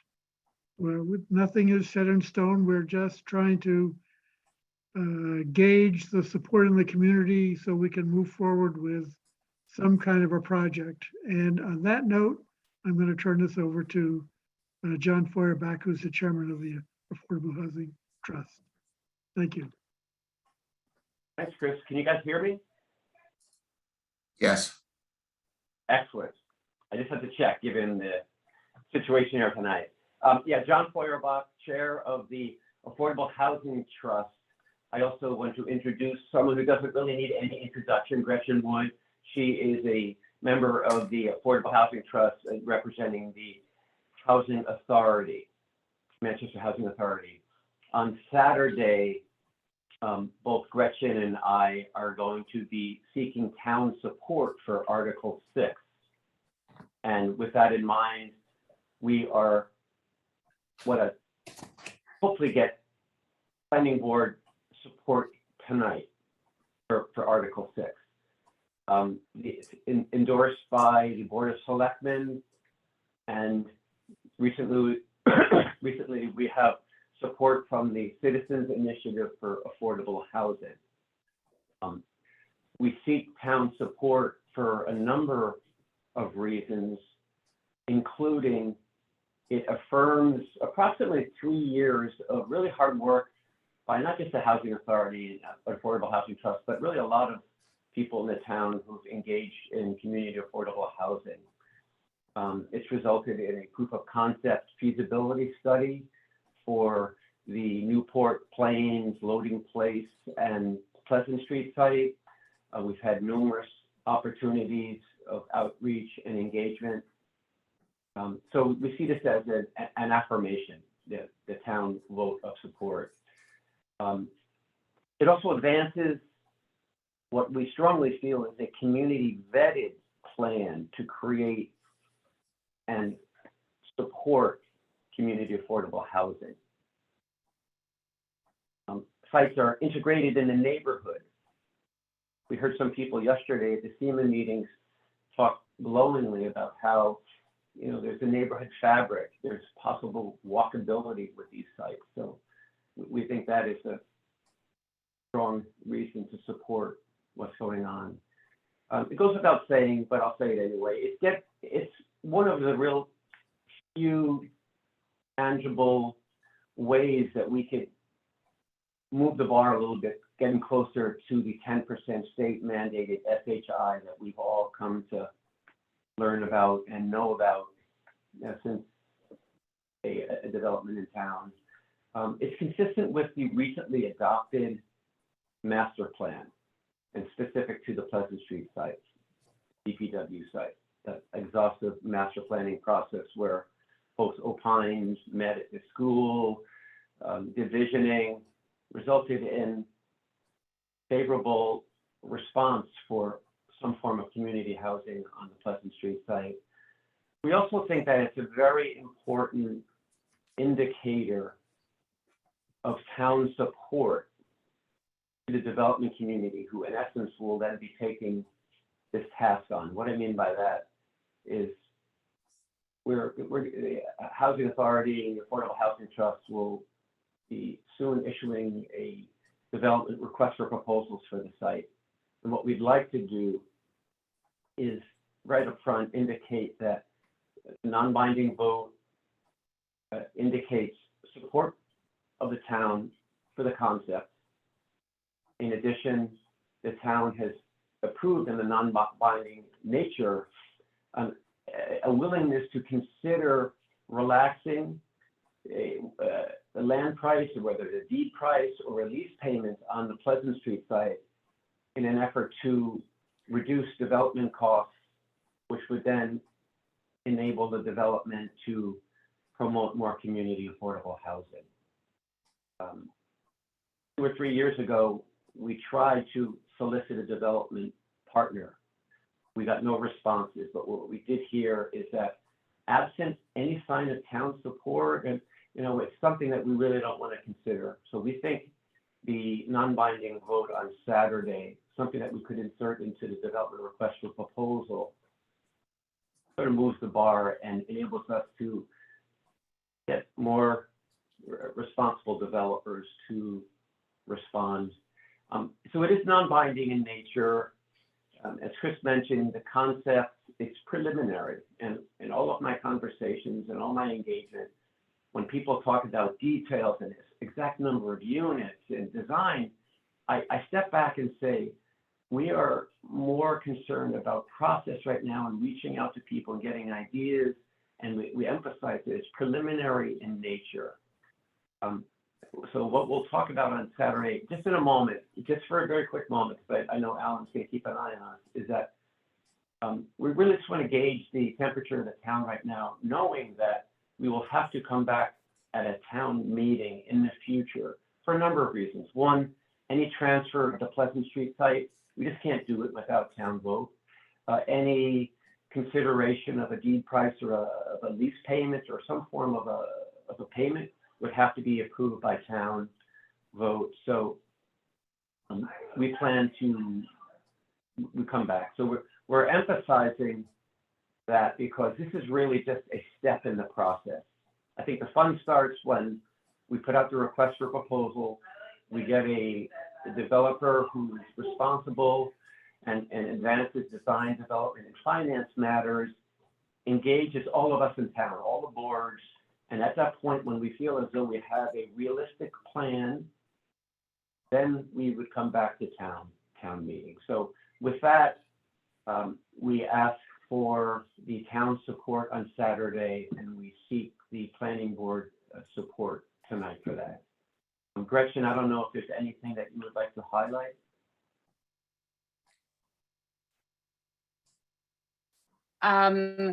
No, I think you did most of it. I think that the important thing, as you stressed, to remember is this is only a first step. There's nothing permanent about it. This does not give land away or do anything. All it does is to address how the town feels about it. And I think the project, it really does 3 things. It increases the number of units of affordable housing. It upgrades the existing ones that the state will no longer support financially. And it fills the need as I see it, for people who want to downsize and still stay in town, that's what my idea for the Pleasant Street one is, that this would be an ideal place to put this type of housing for people who are trying to plan for the future and aging in Manchester. Okay, thank you, John and Gretchen. I think at this time, I'd just like to go around the board and see if they have any comments or questions to you guys, and then we'll put it up to a motion. And I'll go in alphabetical order this time, and I'll start with Sarah Creighton on any comments or questions on the affordable housing proposal. I don't have anything to say right now. Okay. Ms. Delicio. Actually, I have a few questions. So has there been discussions with the state and the state properties that if we are going to put money into them, that we would in turn have a deed ownership in these properties? Or are we just giving the state the money to upgrade these? So, but the town owns this property now. I should say the Manchester Housing Authority owns the properties now. The state doesn't own them, but the state is, we are operated under the umbrella of the state DHCD, and they do provide some capital funding, not enough for these aging buildings.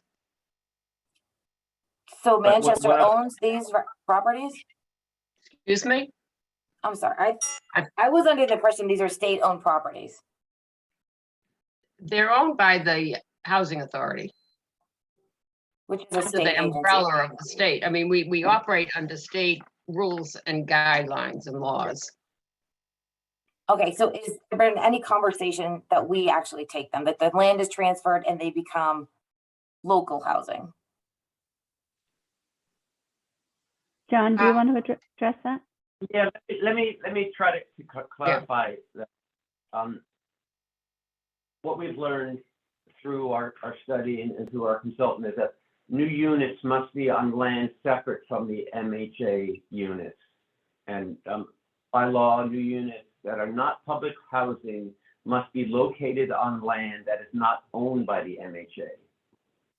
So the consultant's assumption that new units would be built on excess land at the 3 existing MHA sites. And it could be accomplished by a subdivision plan, perhaps with a long-term lease. But it would have to be separate from the Public Housing Authority. And that doesn't mean that we can't use proceeds from the Pleasant Street, for example, to capitalize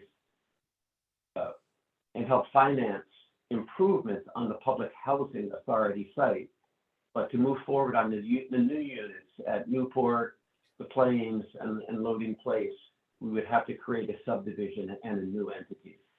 Okay, so I guess I want to preface this. I think you all are doing amazing work. I think it's fabulous. We absolutely need to do this. But for me, I have a fundamental problem that you're saying that the state is not letting us do this. I have to step back and say the state's not providing the money, the financing, the upgrades of these. And so now we're keep hearing these comments. We have to have one-to-one. We can't have this on their property. We have to give them this money. So I guess where is the pushback from us that just says, why can't we just figure out some, CPC money to, I feel like there's a whole lot of, we have to do this. And I'm not sure if that language is sitting well with me.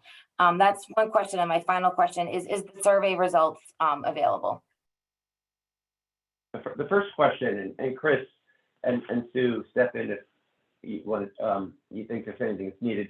The consultants has had number of conversations with the Department of Housing and Community Development on 2 levels. One, new production. Those are the folks who administer the tax credit program. They also administer soft grants to municipalities. That is our source of funds, or in part for the new construction. But there's also the Public Housing Authority wing that has had some programs in the past, and we've heard that it's possible that with our plan we could pursue that. Now, I just say that, but I think what you're saying is that the ongoing maintenance and operations, Manchester Public Housing Authority is no different than any other municipality where there's just missing funds are not there for that.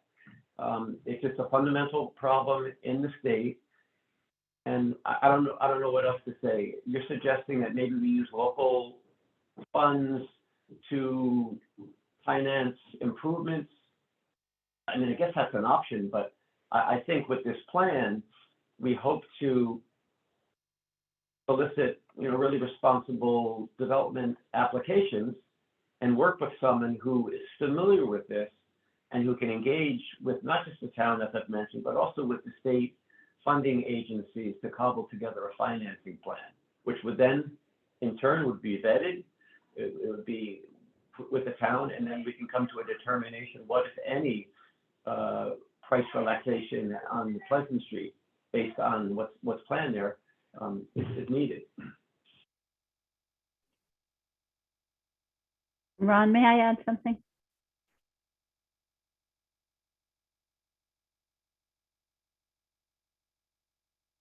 Ron?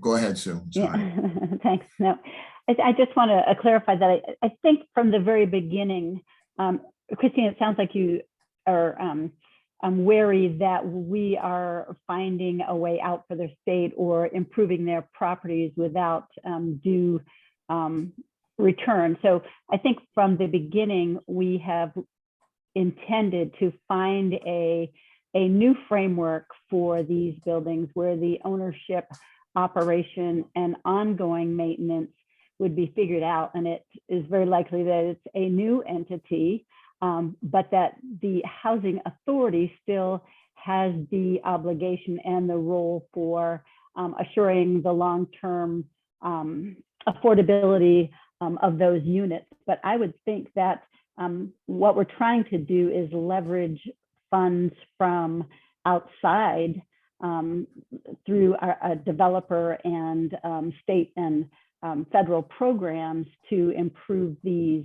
And it's not just improving them and giving it to the state, the same state agency that isn't able to maintain them now. I think we're looking for a new framework, a new structure that can sustain these long term. I hope that helps. And I don't think we can know what that structure is until we get a developer in to propose it.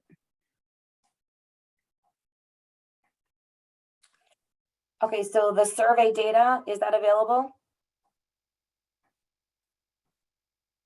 So the survey, yep, go ahead, John.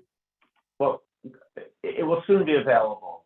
We're still compiling information. We just, correct me, but we just resent it out to residents near the sites because there's like a semi glitch in our first attempt to do it. So we're just circling back, but we'll have that shortly, and then it will be made available to the Affordable Housing Trust website, which is on the town link. So I guess for me, without that information, with so many questions, I've listened to the FinCom, you don't know the value of the land that it's on, some other things. I find, coming to the planning board, obviously just my opinion, a little premature 5 days before town meeting asking us to vote to approve this when our job is to do studies. And I feel like this is one piece of property. It's a very last piece of extremely valuable property, and asking us to say this is what it should be used for. I mean, we need a fire safety building, we need fields, we need this. And I understand that we need affordable housing, but I'm not sure as a board, I don't feel comfortable saying that this is what this land should be used as is the first time that we're discussing it 5 days before town meeting.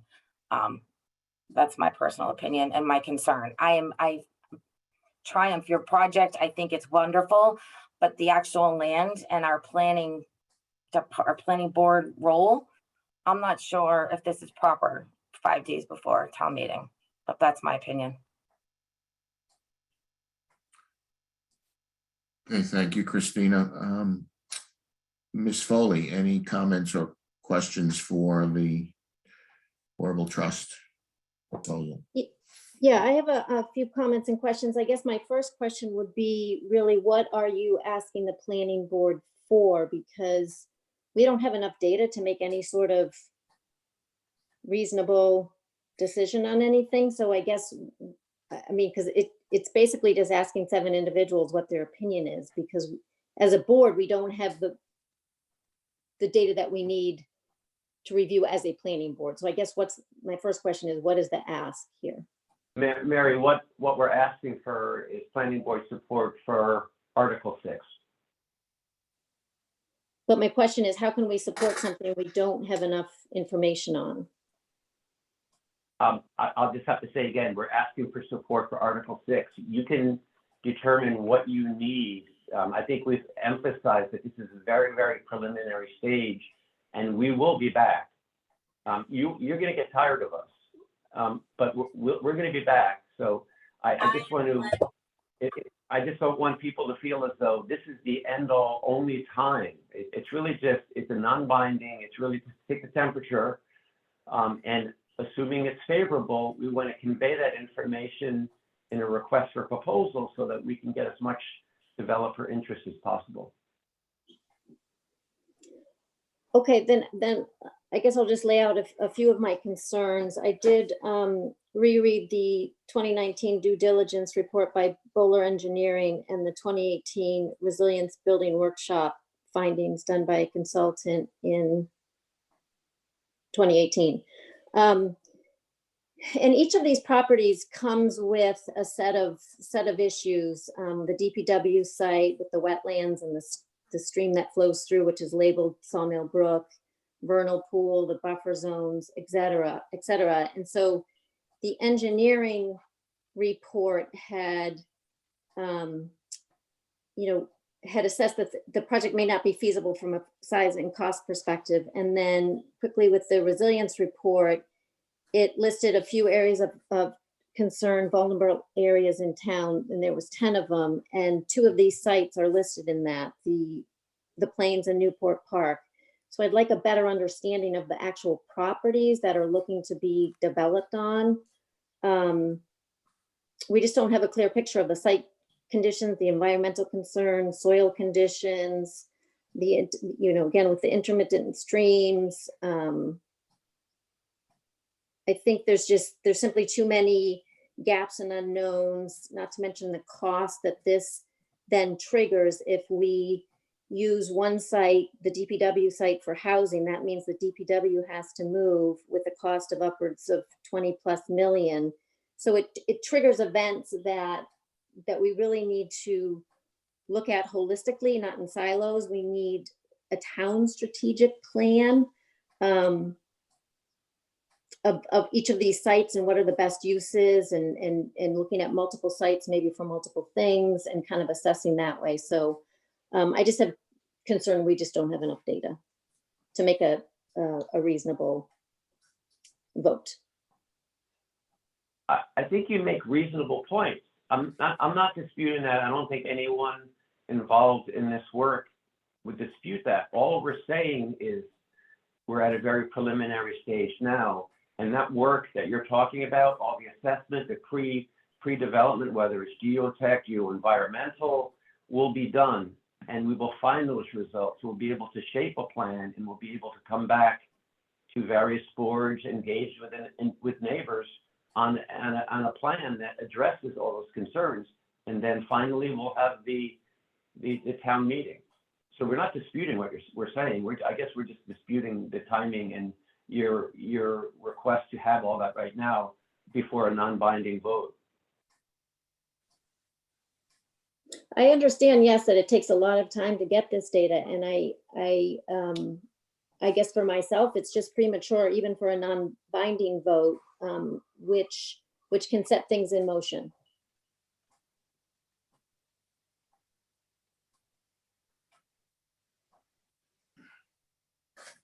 Okay, thank you, Mary. I'll move on to Mr. Gilbert. Any comments or questions on the ask?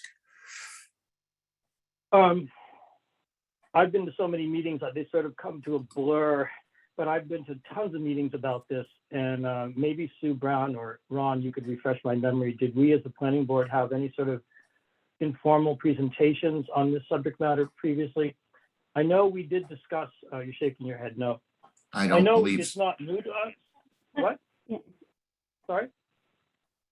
I think the monthly reports that I've provided and that Chris only has provided has provided many opportunities for discussion on it and consideration of it, of this project. I'm really kind of surprised that Mary would say the town lacks a strategic plan. The whole nascence, the whole beginning of this was from the master plan. Even the Manchester Affordable Housing Trust was, I think, born there. These sites have been discussed and documented in documents the planning board produced, presented to the town and voted on. This isn't brand new 5 days before town meeting by any stretch, in my opinion. I'll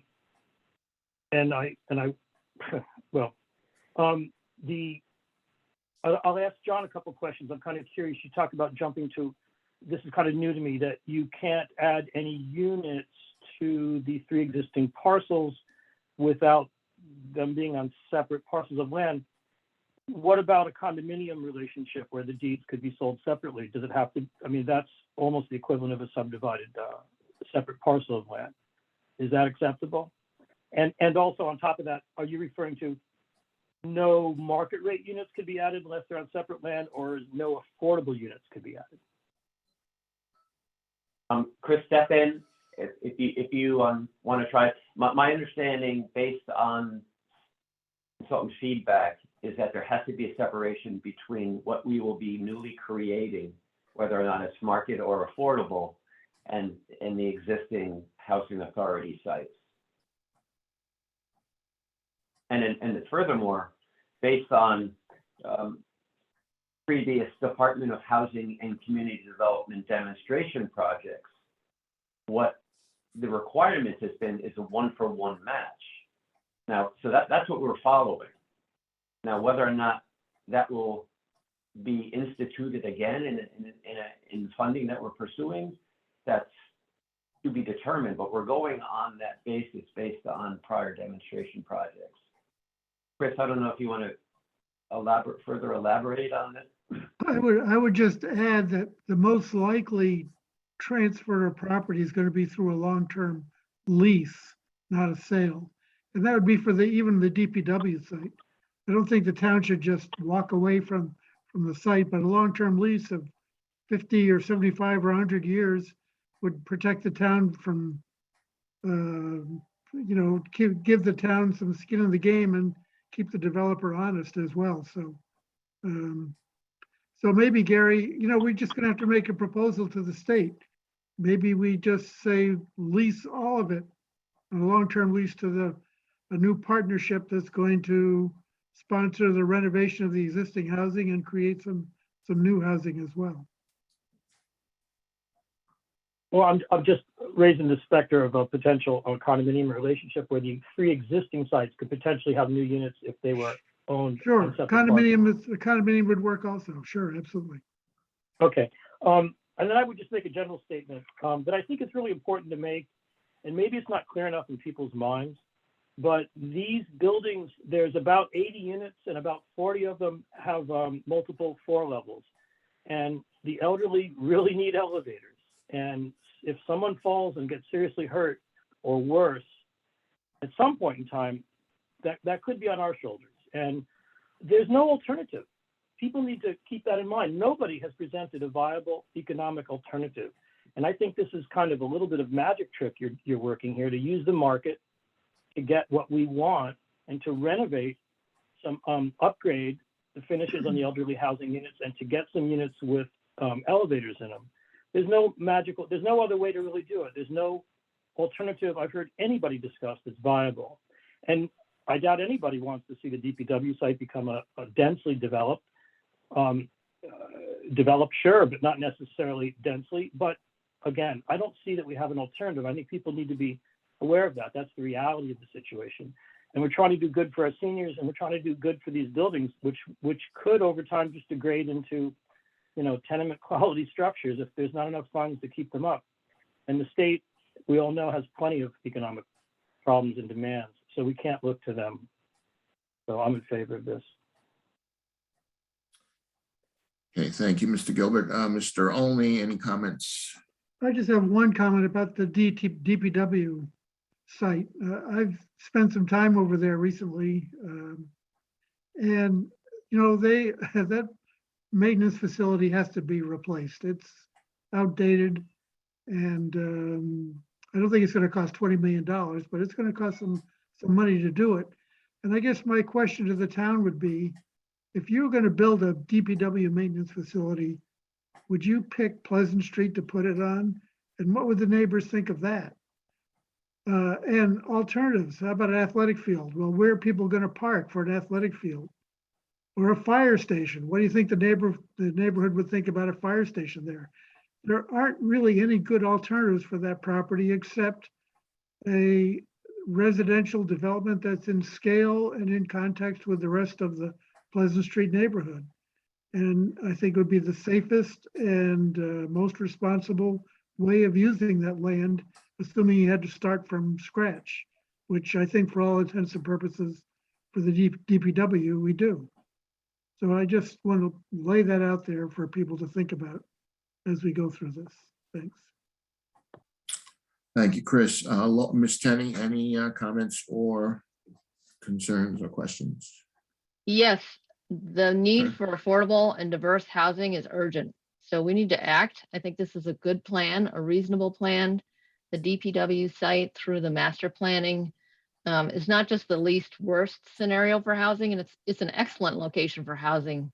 It brings, more families and more, hopefully mixed ages, mixed incomes, diversity of people to the kind of Pleasant, School Street, Pine Street village. That's where we should be building housing, not on green sites. This is a redevelopment site of the DPW. I think the site plans are conceptual at best. They're long from worked out, but what I see of the clustering development and the awareness of wetlands, intermittent streams, trying to reduce paving are all good starts. I'd like to suggest that as you all are thinking about an RFP, that you might put in some sustainability, ecological, demographic basis of design goals that you want to make sure that a responsible developer is going to come to the table with, because we don't want to just, turn this away into a for-profit market rate housing at the developer's whim. I think we do want to retain significant controls over how that development gets done, just as your report, which Chris sent around to all of the planning board, speaks to. So I think it's a very good start. There's a lot of work to do. I think developing the existing and the DPW site with scale and context of the village, with walkability and sustainability and ecological footprint, high on our agenda, and really spelling that out in the RFP is important so that we get the right kind of developer and get off on the right foot. But I support the plan. Thanks, Laura. I also support the plan. I think it's, a master plan to have more of a diverse housing structure in town. I don't think, as Chris says, you want the backup trucks beeping in a DPW site in the middle of town in the middle of the night. I also endorse this non-binding initiative. So with that, Ron, may I make a motion? yes. I'd like to move that the planning board submit its approval of the articles submitted by the Affordable Housing Trust and the Housing Authority to town meeting. So in support of Article 6, is it Article 6? Is that right? Correct. Article 6. I second that. Okay, motion's been made and seconded. Is there any discussion? I'll take a roll call vote on the motion to endorse. Ms. Creighton. Yes. Ms. Delicio. Abstaining. Abstaining. Correct. Ms. Foley. No. Mr. Gilbert. Yes. Mr. Olney, Yes. Ms. Tenney, Yes. and the chair votes yes. So the vote is 5-1-1 as I recorded. So Mr. Wilson's still on? Yes. Do you have all you need now from us? I just would like to know who is going to speak on behalf of the planning board on this article. I nominate Chris Olney. So eloquent. Chris, will you Thanks, accept? Ron, I accept. Thank you. You're gonna be busy. Do we need to speak on that? Because it's, every board is speaking on this, Alan, or? As of now, I believe John is going to move and speak on behalf of the Affordable Housing Trust. Gretchen is going to second, if I have it right, and also speak on behalf of the Housing Authority. I think there will be a speaker from the Board of Selectmen. And I believe that Sarah Melish is also going to speak on behalf of the Finance Committee. So I think if the planning board wants to convey its recommendation directly, it would be useful for someone to speak. Okay, we will. Christine, you have your hand up? I do. Will the survey data be published before town meeting? John, Yes, will that's the intent, right? the question was, will the survey data be published prior to town meeting? No, I don't. In fact, because I think we just did a new batch of resend. Sue, was it this past week? We did just send out the new letters, but we don't have to stop the survey. I think we can take a snapshot in time and we could post those results in advance of town meeting. I think it might be helpful for people to see the level of support or the questions and concerns that are coming in on it. I think it would be a helpful thing to do, John. I really would like to see it. I know several residents in that neighborhood, and their words are the opposite of, moving the DPW. The devil that you know is, better than the devil you don't know. So if that survey data proves this otherwise, I really would like to see it and to be persuaded, because that's not what I'm hearing. We'll have it on the town website under Government Manchester Affordable Housing Trust. And just as an aside, you'll also be able to see the proof of concept study in its long form, in its 10-page form, and other documents. Okay, great. Thank you. Yeah. Okay, thank you, John. Thank you, Gretchen. Thank you, Beth. Thank you, Ron. Thank you, guys. Thank you very much. Okay. Thank you. Sue. Ron? Yeah, Excuse me, I'm sorry. If I could, Ron?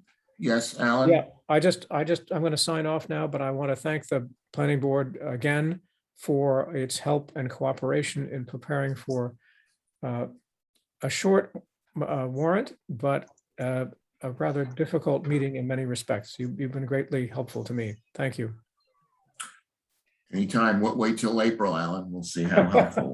We'll be back again. Wait a minute, I have a question before Alan goes, and that Go is, ahead, Sarah. should we be, are we expected to have a planning board member speak on the transfer of land for Chabaco? Are we going to speak on that, or are we going to let Greg and others handle that? Well, obviously, it needs a recommendation from the planning board. I have the report that Ron sent me that you filed earlier. I can state the report, or I can recognize someone from the planning board. It's your choice.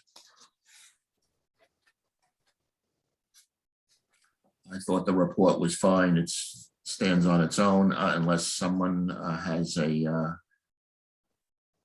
desire to speak on that. Okay, I just want to make sure we're clear that we're Yeah, not. no, I'd spoken to Alan earlier on this, Sarah, and I think he was comfortable with just reading the report. Okay. I'll plan to I'll probably not read the report, but just state the substance of it. Fine. You should be aware And I won't go into a lot of detail because I know you've got more agenda items ahead of you.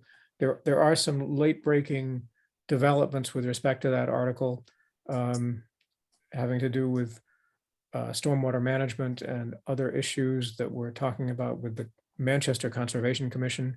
Hope to have those resolved soon. Could you keep us informed on that, Alan? What happens? Yes. Okay. And that's supposed to be resolved prior to Saturday? Yes. Okay.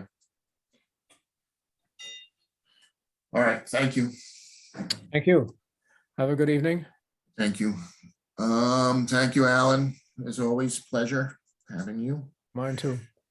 Okay, Bye-bye. bye. Ron, this is Mary. May I make one Mary, comment? yes. I wanted to address the comment that Mr. Gilbert said towards me that implying that I do not know what a strategic plan is versus a master plan. I am well aware the difference between the two plans, and they are quite different. I'm more than tired of the condescending comments back to me, so please stop. Okay. Thank you, Mary. We comment on your comment. All right, just moving on to the MAHT update. Sue, any update on that study that they were working on? Did you say the MAHT study? Yes. There's I meant MAPC study, right? You mean that? I'm sorry.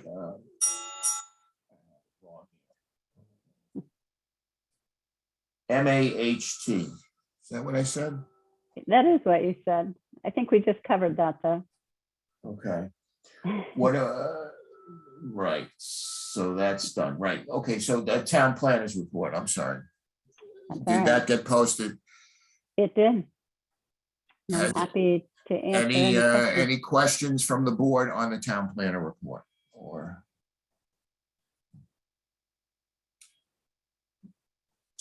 Okay, without hearing any Ron, question. This Go is ahead. Mary. I don't, it's not so much a question as a comment. I have concerns if we are, again, going down the route of the MAPC for a traffic study.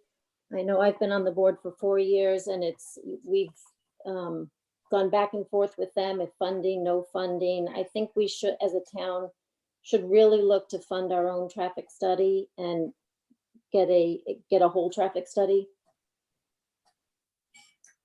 When you say whole, you mean whole town?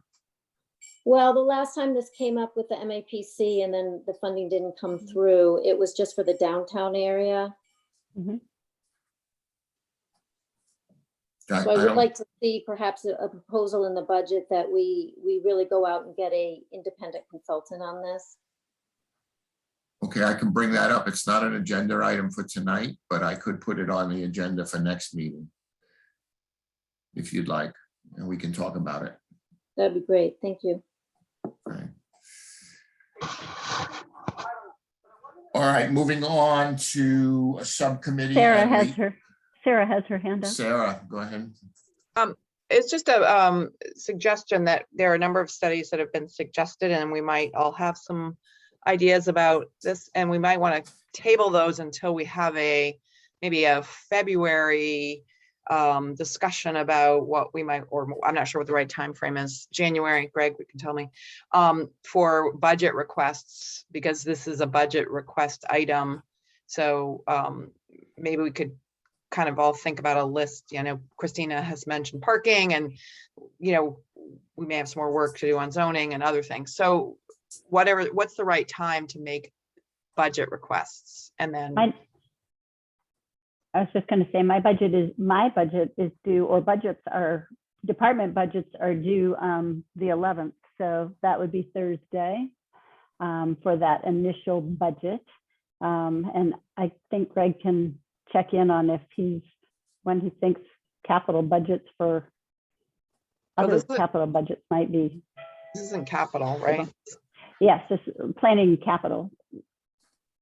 Because of the size. Well, we're not going to make it Mr. So Chairman? Greg? Yeah, so I give my preliminary budget, which needs to have capital and department and committee request. I give that presentation to the selectmen and the FinCom the first or second week of December. So I need any requests that you may have, certainly, in the next couple of 3 weeks at the latest. Glad I asked. So maybe we should put it on for our next meeting in terms of thinking holistically about what budget, what studies we want to get done as a, strategically, and then think about how if we have budget requests. So here's the rub. So if we make a study request, are we going to have to give you a dollar value? And how do we estimate that? Do we need to go out and get pricing, or will Sue help us? If I may. Go ahead. So a few meetings ago, you actually gave me permission to go out and do that, and I have. I was going to, send you a memo. I'm pretty close to having that data done. I probably have at least 10 RFPs. The general gist is about $50,000. And I think that's what we asked for before. So I have that data. I will put it into report, and I'll make sure that you have it with plenty of time to review before the next meeting. Does that work, Greg? I mean, Yes, that can work. The Finance Committee has a real push right now to look at a 5-year window and not just year to year. So there's a real desire to look multi-years. So if it's possible to look, not just for FY23, but also the out years as well. Ron? Go ahead, Sarah. No, let's Sue. Go ahead, Sue. So I'm happy to share what I submitted last year as a 5-year plan for looking at plans and looking for capital funding for plans. So it would be a year or two short for a new 5-year, but I'll share that with the board so that they can see what I was thinking of more longer term. So so the agenda item would be, what studies the board would like to see done over the next year, and then maybe 2 or 3 years. And then I guess we can work on assigning, except for the ones that Christina has numbers on, some kind of values on that. I think they would want to see that, correct? I mean, you can't submit, study this without a dollar value. Right. They have the ones that I've on my 5-year plan, they have funds assigned to them. Okay. But just to be clear, I put in for to fund a parking study last year, and just because we submit them and even have a good reason for them, that doesn't mean that they'll be recommended in the final cut as we go through the budget process. So it's like having a discussion about this at the next meeting and maybe getting Sue's plan. I do have a question about the integration of Sue's capital request plan and the planning board's work, because I presume, obviously, Sue, you're working for not just on the planning board issues, but on others. So maybe a question for Greg or for Sue is does the planning board have a separate budget line item, or is it all included in the planner's line item, or how does that work? Or does it vary? So it's good to have it integrated. The capital list planning studies and different land use needs. So those can show, obviously it's helpful to be on the same page. So an integrated approach is I think, to everyone's benefit. Okay, so maybe we'll put it on the agenda for next meeting and. Okay, I will. Okay, thank you. Okay, thanks. Just we're getting late now. So subcommittee and liaison reports. I will let everybody know that the CPC met on October 28th to authorize funds for an engineering study at the Pine Street dump site. that the Manchester Parks and Rec asked for. So this would be to look at that site as a possible playing fields. It's gonna be a recreational natural turf field, and that they're gonna hire a consultant, I believe Weston and Sampson, for $90-something thousand, and CPC has agreed to fund half of that. I think that's basically what went on, and it was approved, and I think it's going ahead to town meeting floor for this week. And that's all I have from the CPC. Does anyone else have any other committee or liaison reports they wish to share with the board at this time? Ron, I have FinCom, Yes, Mary, go ahead with the FinCom report. and maybe if Sarah's still on, she can correct me because I was driving when I was listening to it. So I'm kind of going by probably false memory, and I wasn't able to listen to the whole thing. But the beginning part was about land and land uses. It was the Pine Street site for field use, and there was some discussion if further sites had been analyzed for field use. So if you know, so that it wasn't just Pine Street being looked at. Then they talked about field space maybe in the limited commercial district, and look at different town land for field space as well. There was some discussion about the Affordable Housing Trust proposal, and if it was possible for the town to take over those affordable those Manchester Housing Authority sites. Some discussion that other towns have done that, and I guess with some success.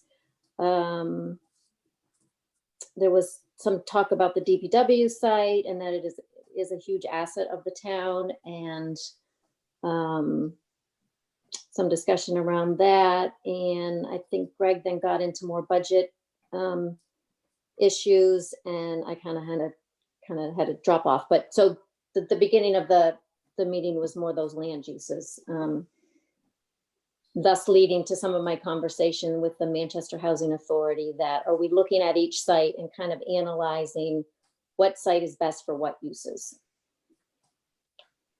That's it. Okay, thank you, Mary. Anyone else? Ron, this is Yes, Sarah Mellis. Yes, Sarah Mellis. I can't get my arm raised. Wow.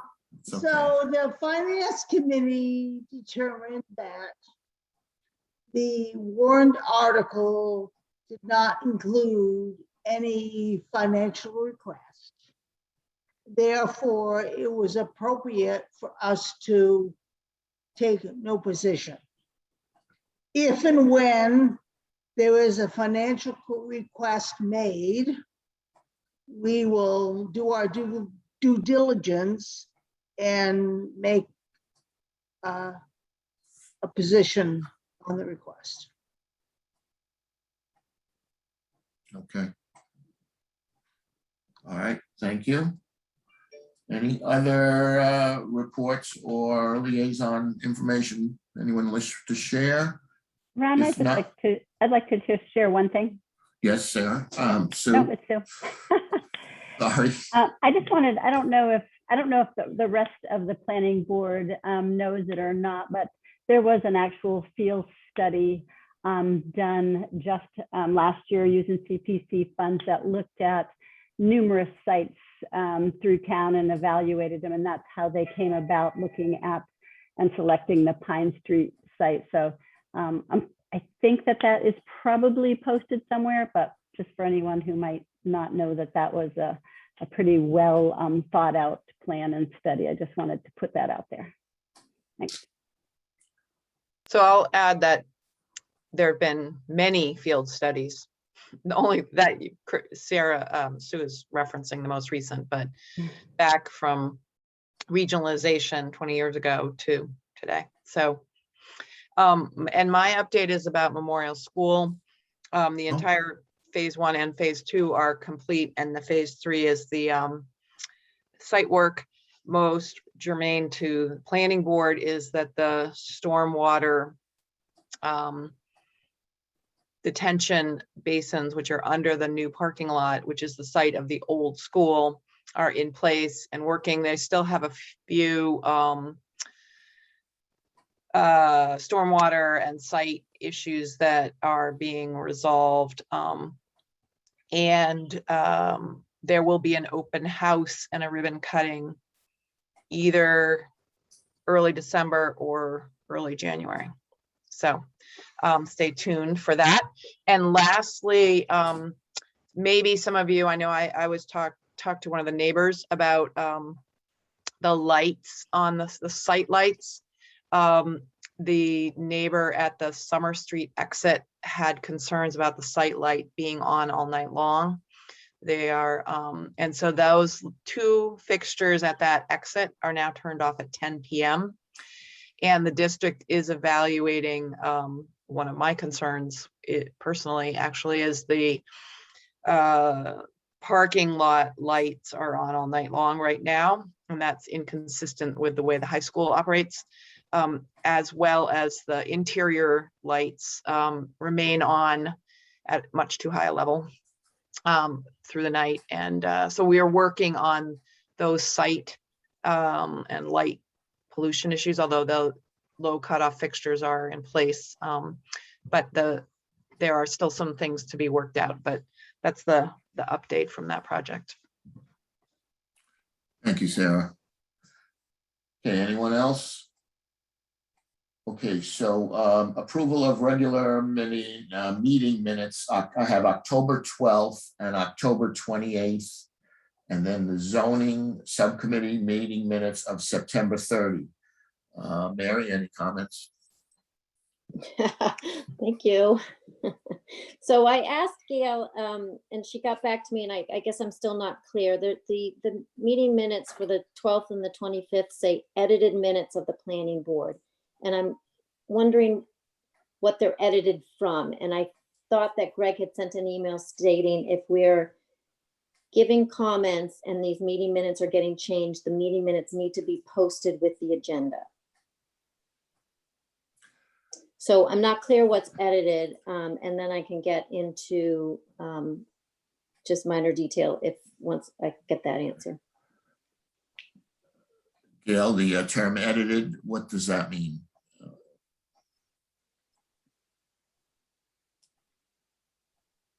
Gail, are you on? I think you're muted.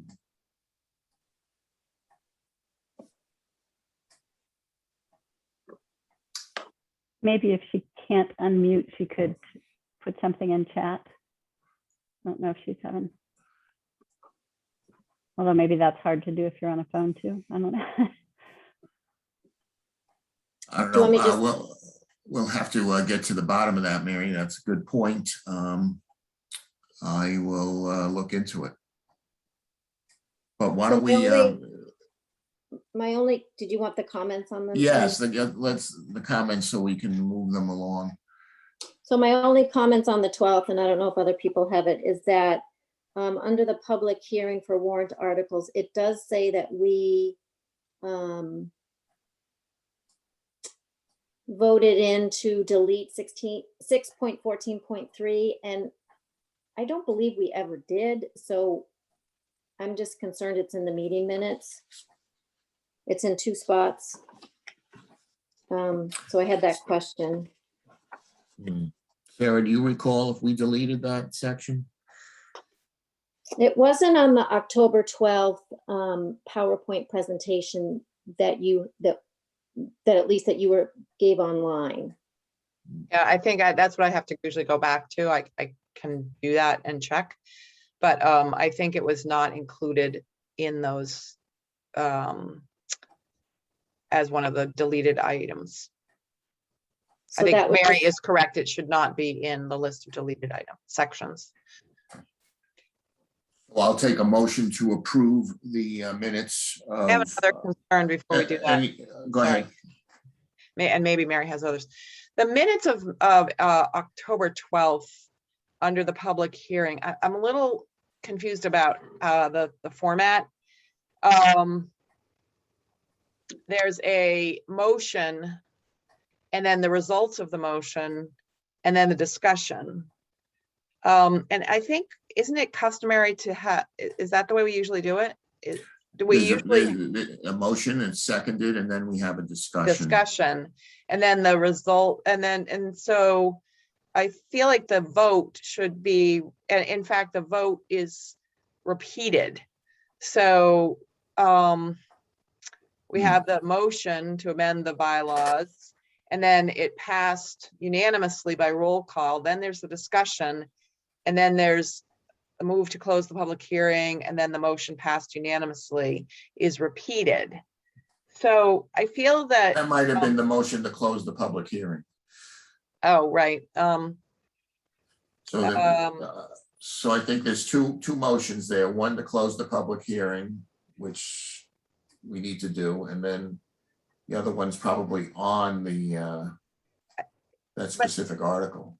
I guess in terms of format, correct me if I'm wrong, I feel like we should have the motion, the discussion, and then the vote on the motion, as opposed to having them all together with the discussion underneath. And maybe it's just a format that I'm just not used to seeing. Well, that makes sense. So the minutes reflect the motion and its vote in one paragraph, and then the discussions below it. And if people are comfortable with that, then I'll go along with it. I just find it very hard to follow. So that's just a I don't know what other people feel. Well, I'll have to confess, I haven't looked at those minutes. I don't know if any other members have. I usually rely on Mary because she's very good at this, but if both you, both Mary and you have concerns, I think what I would like to do is, have them flushed out tonight if we can, and get them rewritten. I agree with what Sarah's saying with the sequence of events on that one, if that can be corrected. And then the point 14.3, there's a couple spots it would need to be removed from. So Sarah and Mary, can you follow up with Gail during the week to get that straightened out, and then we can vote on it next meeting? That makes sense. I'm fine doing that. Is that I just don't see how we can do some of those edits, and I think we're trying to help Gail to figure out how to do this for us in the, how to get started here, but we've got to not fall too far behind. Well, we could leave them as this format for this time and approve them with Mary's change, and then move forward in our future minutes to straighten out the formatting to a little bit more consistency with the way the voting's, the way the process goes during the meeting. I'd be comfortable with that. Okay, so then let's hear a motion to approve the October 12th minutes as amended by Mary's item on 6.12, did you say, Mary? Deleting 614.3. 614.3. The reference to that. I'll move that. Is there a second? I'll second it. Roll call vote on the approval of the minutes as amended. Ms. Creighton? Yes. Ms. Delicio? Yes. Ms. Foley? Yes. Mr. Gilbert? Yes. Mr. Olney? Yes. Ms. Tenney? I'm approving 1012. I just have a minor correction on 1025, then I can make whatever. Okay, but you're okay with 1012, correct? I'm okay with 1012, and I think Sarah's suggestions for organizations Okay. are good. Okay, so 1012 passes, the chair votes yes, so 1012 is in the books. And go ahead, Laura, with 1025. Is that what you were saying? Okay, it was 1028. Is it 1028? 1025. Okay. Planning board minutes 1025. page 4, second paragraph, just a clarification. Says Miss Tenney reached out to Coastal Stream Team and Concom, and I also reached out to the Sustainability Committee at that time. So I would just add Okay. that. And Thank you. Christine had added a comment under correspondence saying that the public notice was 5 days after the hearing for adding the words at the end of that sentence for tree removal on Chabaco Road in anticipation of paving. Okay. So any other comments on 1025? Yes, I had one other one, and that is, oh, no, never mind. Sorry. So I'll take them. My only comment on the October 25th is, I believe, as up on top where we say who was present, I believe town council was present at that meeting. Yes, you're correct. And Ann So- Harrison was also present, Board of Selectmen. Okay, so I hope Gail gets all this. So I will take a motion to approve the minutes of 1025 as amended by Laura, Sarah, and Mary, and Christina. Moved. Is there a second? Second. Second. Any further discussion? Take a roll call vote. Ms. Creighton, Yes. Ms. Delicio, Yes. Ms. Foley, Yes. Mr. Gilbert, Yeah, Mr. Olney, Yes. Ms. Tenney, Yes. and the chair votes yes. And the last minutes, Sue, were they posted, the subcommittee meeting on zoning, September 30? Yes. Any comments on those? I moved to approve them. I'll second. Any discussion? Okay, motion to approve as written, Ms. Creighton. Yes, and I think Gary and you were not there, Ron. So. Okay, Or Ms. me. Creighton, Ms. Delicio, Yes. Ms. Foley, Is it, do just the people that are there vote, or does everybody? vote? yes, I guess just I the don't think I people was that at the are. last one. Yeah, I Is this don't the think- last one? Christine I was was there. not there either. But I So, rescind my yes. So I say yes. okay, and Mr. Olney Yes. and Ms. Tenney, I'm not listed as an attendee, so I'm just looking to Okay. see if I was there. I think I abstain. You were there. Was I there? I was there. Okay, then I vote yes. So Okay, she and could be, it's Sue. I don't think you're listed it, though. No. you want to Okay. amend the minutes and list I Laura? will if she was there. I don't recall. Were you there? I don't know. It's not on my calendar and I live by my calendar. I know I was there Right. for one of them. Yeah, I don't think you were there for that one. I think. Okay, so we've got, everybody's approved them that was there, so we're good on that. Okay. So the last item I wanted to talk about is Greg still on? Where's he gone? Or maybe you can He's answer it. gone. Okay, has the equipment been set up in town hall for these hybrid meetings? And do you know if our November 22nd meeting should be in town hall? Or should we wait on that and discuss? I'll quiz Greg separately after that tomorrow or something.